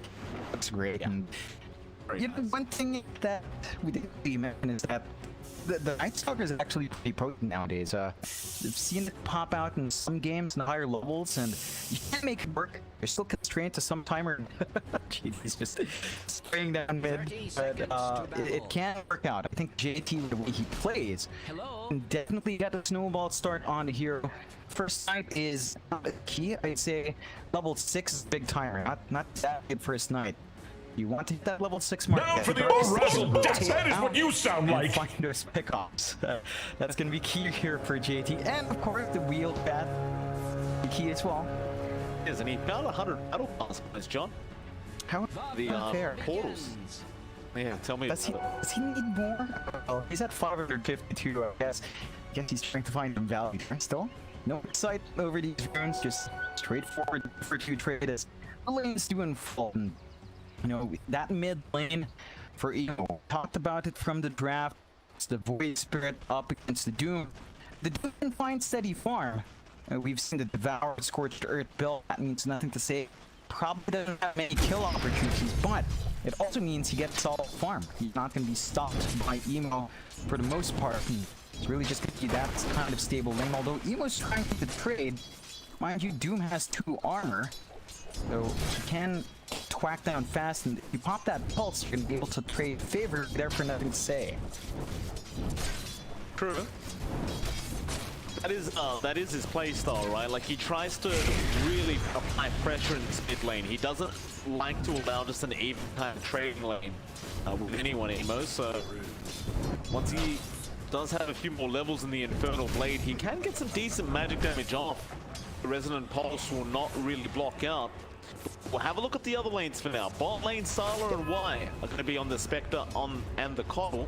JT and Kaka are going to be there in the off lane for the side of IG. And it's going to be a relatively important lane for IG, because these Night Stalkers, if they all tap Dorcas top lane in Q, will be the first blood here as Ollie does pick it up from the Clockwork. And what I was about to say is if the Night Stalker gets off to a good start, it becomes a real menace. It kind of feels unstoppable, but if you don't, it kind of falls pretty flat, kind of hero. So it's going to be very important for JT to have a good game. It definitely is, and he's off to a fairly even start. His last hits are a bit. You're also seeing Kaka have a lot more emphasis on being aggressive, but rather interesting set of builds from Y. He didn't opt for the blinding light. We are seeing that early at play. They're trying to harass JT out. There's a lot of damage potency here, especially since, you know, the Spectre does hard early on, so they've got to be cautious about that space. So it's going to be important for Say to find those early last hits. It's the same story. Plot is on top of the board right now, 12-1 on the Troll Warlord. They did get first blood early, so they gave themselves a solid start. At level 2 now, though, it's going to be harder to catch out and be gone. Similar Swan would have been a nice opportunity to thwack and fly. It's that nice new immortal from the trailer too, coming out from Fly. One of the better ones, I would argue, the Troll one. Very, very nice indeed. Fly actually gonna cop a nice arrow out from Spin Q, but there's gonna be no follow-up to it. Beyond, he had the swashbuckle, but it wouldn't have been anywhere near a kill. They won't bother, but they get a nice bit of bonus damage out onto the Trollers. They'll just continue to lane. Bit of a slower start in this game, number 2 from both teams. Just secure that farm early on. And you're looking back at the mid lane, nothing to say. You're starting to pull a bit ahead here on the Void Spirit. You kind of briefly mentioned that Emo shouldn't really be able to slow him down that much. And he is trying to with the Infernal Blade, but at level 1, the Infernal Blade doesn't do that much damage. It's just not enough to force the Void Spirit to bother leaving or buying more regen. No, and the key thing is, you don't invest in the levels, its downtime is massive. It's a 16-second cooldown at level 1, so it takes some time to try and exchange. And I can say, and she's building up as well. He's gonna hit the 5 mark, but he has those additional levels on the pulse. It's gonna be easy breezy for him. Just continue to secure that volley. He's trying to block out those power runes, and well, nothing to say. He doesn't quite have to find easy access, and that does mean he will get the nice arcane. It's a bit of a pity on the not quite the most amazing year with an arcane. When you get a bit more value of the power, I guess. Maybe. Just a little bit more on the cooldown. Straight away, but Emo's been forced to back off for a bit. He can just keep trying to harass out this Void Spirit, but nothing to say. We'll just pop the Resonant Pulse and turn around. Run back to him. In fact, a nice Aether there, locking onto Emo. But there's going to be no follow-up as the Void Spirit does have to go for a cell. Well, the 5-minute battle runes are about to spawn up, so we'll see if these teams are going to go for a bit of a fight over those. And they have been rather passive in these lanes. I doubt he'll bother trying to get aggressive here up against Sin Q. But he will try to swipe away the other bounty rune, and it's going to be quite nice for Emo in the mid lane, as he won't be able to get the bounty for himself. Meanwhile, bot lane, Karkar does almost go down on Rubik. JT will zone out the side of Ehome and tech support. Never mind, Karkar does die, something to say, as I say that. Nice little rotation up from the Void Spirit. Yeah, it's a clean. That helps, nothing to say. Starts a snowball. That's his level 6 coming out a bit earlier. Of course, Emo has his sticks as well. He has the option to go for an early doom, and they get TP out. They could find a nice easy cup on the It's gonna be an easy one to lock in. Although up top. Faith Biani fell quite low, but Sin-Q will stop with an arrow. Now a swashbuckle out from Faith. I mean, Sin-Q wanted to keep chasing, but Firefly will interrupt this little fight. Breaks him up and gets back to farming. And gotta admit, Firefly is coming very well right now in control. Much better than Silent on the Spectre at the moment, sitting at 33 and 7 on that Troll Ward. Troll's one of those heroes that doesn't really need much time either to be online, but the mid lane, he is the king of why. Yes, a really nice pickup for Emo. Helps him compensate for this. Well, I can't say slow laning start, as he's number 1 in that port. That is the power. But it helps him continue to build up. He's got a really nice mat burn as well to deal with. You can say, of course, at this point, when it sits, it's a bit scary for Emo. Nothing to say. It's actually such a silly spell to have for Emo. Like, it makes sense. You're burning 100 mana every time, and it's a 50 mana cost, so Emo can spam it, even with his low mana pool. I guess you could just keep doing that every time it's off cooldown, and nothing to say, will eventually just run out of mana. He has been doing that. He just consecutively uses it as they will run away, trying to go on to Ollie, but they'll have to step in onto Emo with a nice Aether and an arrow set up. Emo still trying to run, make it out, and perhaps turn around with that Doom. No, he'll walk away, and now does go for the Doom. Onto the save, he's trying to make a run for it. Wyatt's going to be there to help out. Emo getting very low, might go down beforehand, and the deny is there from Wyatt. He does get the kill off Ollie. Oh, that is disastrous IG. Man, that was a big. They just waiting because Y was channeling up early. They managed to turn it. I mean, that was the first doom. That is not a good sign for IG. Of course, with Ollie down here as well, that does free up some more space for VPN to try to play cat farm. It's still been slow for our Pango, and Firefly is still off to a running start. Can't say the same thing for Stellar, who is rather behind, but we've seen him at this spot before. He just needs access to his treads into drones, and then perhaps we start to see commitment with that hype, JT on Night Stalker. It's nighttime now. It's been nighttime for a while. He's at 6. If once you get the Dark Ascension up, they're going to be finding kills across the map. Tries to get a bit of mass out of Silas to do key at the moment. They can bring Ehome down. That should make it a bit easier to really get the Spectre, especially with the dominated free. JT, he will pop another time with the Infernal Blade flying out. That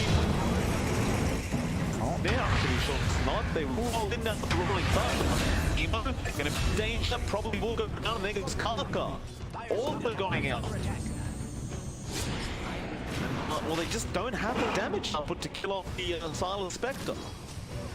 And that is surprising. They have to commit JT's Dark Ascension to kind of try to get themselves out, but they didn't manage to save their big doom. So that early lead we're seeing from Ehome on Devour kind of takes off. You're seeing that say pull ahead. You could argue this is space for Fly, which is still good. He's saving up phase boots next, and you know, getting the troll off to a good start is great. It remains to be seen how else IG can buy that space out. The Doom and the Night Stalker are yours to get that done. And he was just forced out of lane. He's just playing around. He won't have Doom up fairly soon, just about 10 seconds off. We might be able to successfully find a kill here if they play their cards right. Nobody's around the area anymore though. The rest of Ehome haven't left. Except for the fact that this bot T1 tower is eventually going to drop. It's about that time. AT can have a look through the tree line and find anything out. And the pings are coming up towards the top lane with nothing to say. He is already there securing a bunny. They could try to make a play onto the troll, or alternatively, they could try to make a play in with those. But that Karka making actual steps would be a for Remnant and Karka. Just not to the damage of nothing to say. But they aren't going to go for any form of a tower push here. They're just going to continue that farm going, and instead they'll be there to defend the T1 tower from the side by the gate. I love seeing this. They understand that they are trying to make plays elsewhere on the map. They're relying on JT and Ollie to really start applying pressure there, and they just can't. It's daytime now. They don't have Dark Ascension. Well, they'll have it soon. But the opportunities to try to force stuff out right there, and I mean, you're getting farm from IG. Again, Fly's free farming, but if you look at nothing to say is rushing first, he's going for the Ags early. And once that's up, I mean, that silence is just going to absolutely true ID if they're not careful. It is, and Ehome, they've got a smoke going. They're going to just connect mid, try to on that route. You can see the only hero playing on the map that's available to be taken out, and they will easily take him out. But then Emo is coming in with Fly. Where do they aim? There's a Doom on Fade beyond, cancels that Fallen Thunder, and Doom is going to chase down Fade. Should just die here. Keeping into that tier 2 tower, and he actually gets the split gold off Emo. Doesn't even get the smoke gold.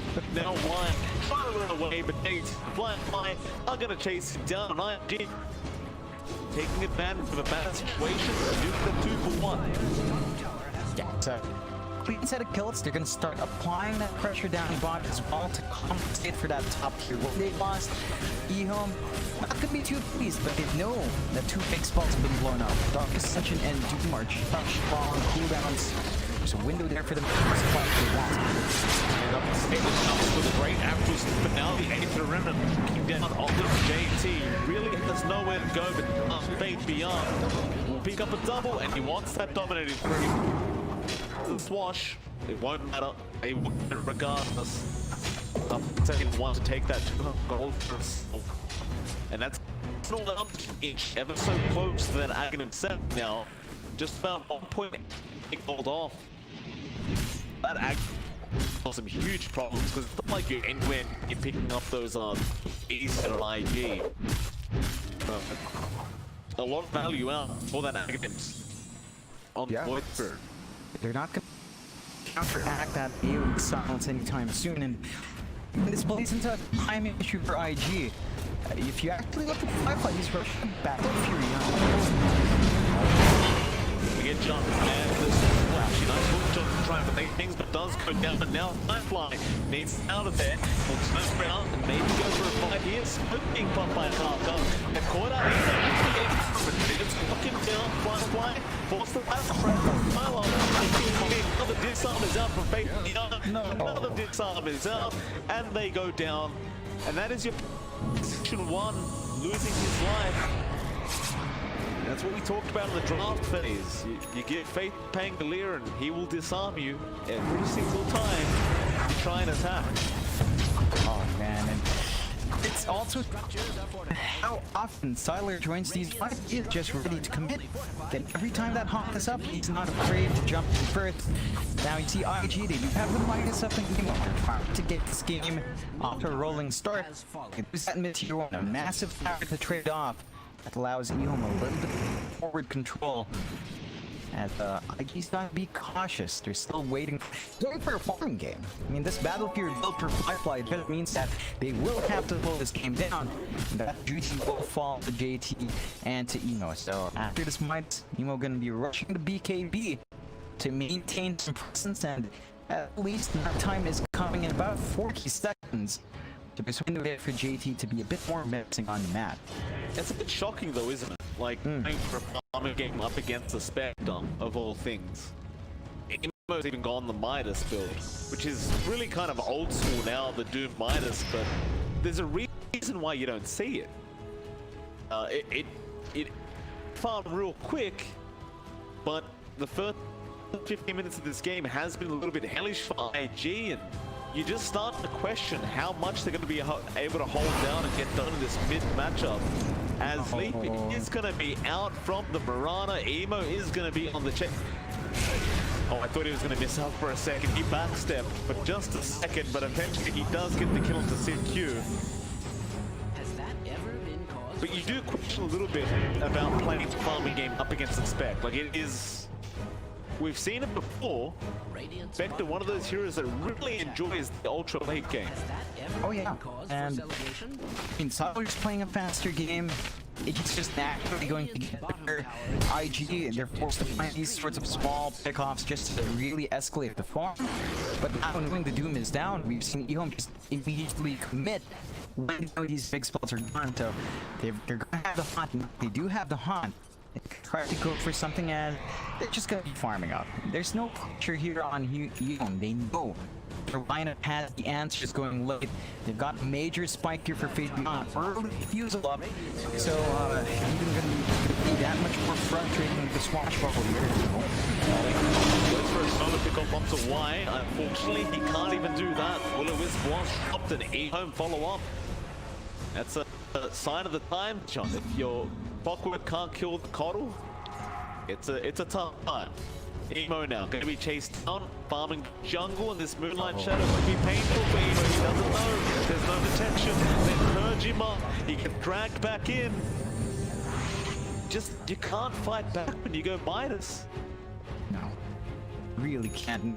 They got a scan off at the end for whatever reason, right as the gank was happening. So not that it was worthwhile. Nothing to say revealing his hags as well. Just that major power spike we were talking about off the ground. Now, IG, they've got the Battle Fury in Flux. He's never won a network, but that was the same situation they were in game one. His Terribly was on top for pretty much the entire game. Doesn't matter when it just doesn't do anything in the end. True. JT losing another dominated creep there, another 200 gold going to sink you on the Mirana. He's going to hang out down that lane and try to set up on the side of Ehome, and he has been going to do what they're doing, but Arrow won't let him. Still rolling some out onto Emo. They're trying to get rid of this Doom ASAP. Now jumping back in onto Ollie. They take out the clock. Firefly going to come in now on the Troll Warlord. Finally for a good battle trance. A Doom going to be committed now on the Void Spirit. So they'll go after him insane, and eventually he should go down. Firefly, he does get the battle trance off Asylum, but he's been disarmed again. He can't do anything here. So he'll go down. Now JT needs to back out of there. Karka on the Rubik cannot survive the damage from Faith Beyond. Ehome without on another team fight. It's a 3-for-1 trade. And it might be 4. JT gonna go for the TP play, but Sin Q has the units, he has the arrow, he got a creep I believe, but it won't matter. JT is just gone. That is really painful for IG. 16-6, 3K lead for Ehome. They find nothing to say, but that came at the cost of a Doom. That was probably the best engagement that IG could hope for as well. Managed to steal that Rolling Thunder. Kaka could just not break up the fight as well as they'd want. And IG, they're forcing Fly to fight. What can you hope for the troll to do with just the Bat Fury? He needs to fight. They've got to buy the stage control to make this item pickup pay off. But if they force Fly to fight, it won't amount to much. Beyond just gone. Kaka doesn't even need the Rolling Thunder. It was cancelled off by the lift of Kaka, but that's kind of putting the favor. Now he has this fight. Lift is there on Fly. He does just walk away. Ollie's trying to protect him. The Ben is going straight for the main target. Fly gets off Sala. Gonna be there to help out. They silence him. He can't even battle trance. He will eventually fade in trouble, getting low. But can they take him out? Maybe they can. No, not quite. He walks away and Fly is gonna go down. Now Ollie also being jumped on. The clockwork's gone. And is that a dominated creep? Yes, it is. Yes, it is. I believe that might be his 4th or 5th dominated creep so far that he's gotten with that arrow. And it's just giving you so much gold. It really is. It's not going well. They're just bleeding out, and again, Fly being caught out like this is just not what you want. He needs to farm. Just give the troll space to farm. Emo is doing that as well with his Midas. But you're rough. You're gonna rough spot. Oh no. Emo, they're trying to bait him right now. Hookshot's gonna be there on Sin-Q and JT. He pops the ultimate. Going on to Sylar. Sylar, you don't want to lose this Spectre, but you don't really have a choice in the matter. IP, they get one. Now Sin-Q also dying, and Ehome making a U-turn, going back the other way. Not wanting to initiate without those 2 heroes, and that was actually a very nice play out from IG. Yeah, they finally find a favorable trade, taking out that big Spectre, so giving themselves more room to breathe once more. That was the 10th BKP charge, if you know. That was the Doom. So once this back is up, not hot. They could try to go for a play. And that might be something I need to be very leery about. They have not really been able to time themselves around Ehome's ultimate usage. And knowing the Doom is down, knowing its state, they go straight to the pit.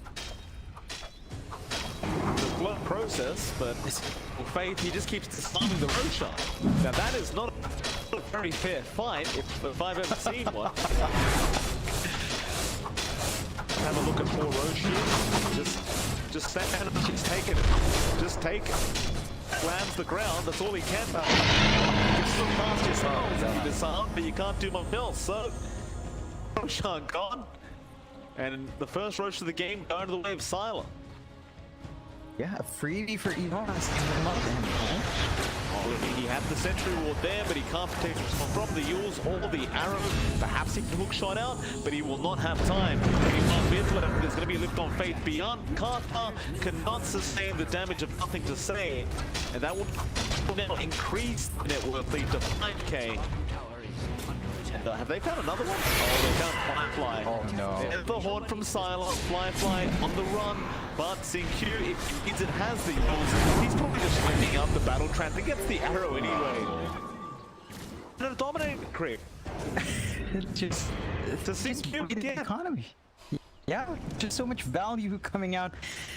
Mirana, it's one of those things when you've got the dominator, right?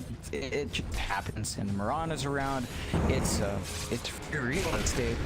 Forcing the human vehicle, 6k lead. Gets disarmed up. There's the rolling thunder down from Faith, and Emo, nice blink out. He does sidestep, and he has to do back up. With the BKB, he might be willing to fight here with his team. Walk away, take a better time.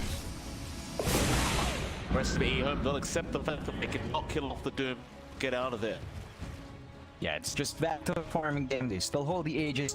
They still have so much room to scale, especially on Fire. He's just building into the defusal. Once you've got that, of course, you've got so much more presence.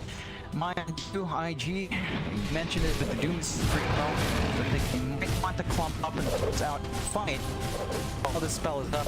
That's really been IG's win condition in these engages. They just get the Doom out and clean up afterwards. They can actually force Ehome to retreat, but have to be cautious. If they wait too long, Hunt's could be up in a minute, and Siler's just going to be willing to press the R, ice the hero out. They smoked out in Ehome as well. Might be looking to fight sooner rather than later here. Beer up on nothing to say. It might be time to go. Ehome, they've got a smoke on CQ. It's probably that time. They grouped up for now. Silent doesn't have the horn for another 35 seconds, so he can't really get involved. But if they can find Ollie, which they have, just chase him down. Ollie seeing the rocket flare vision, wants to just get out of there.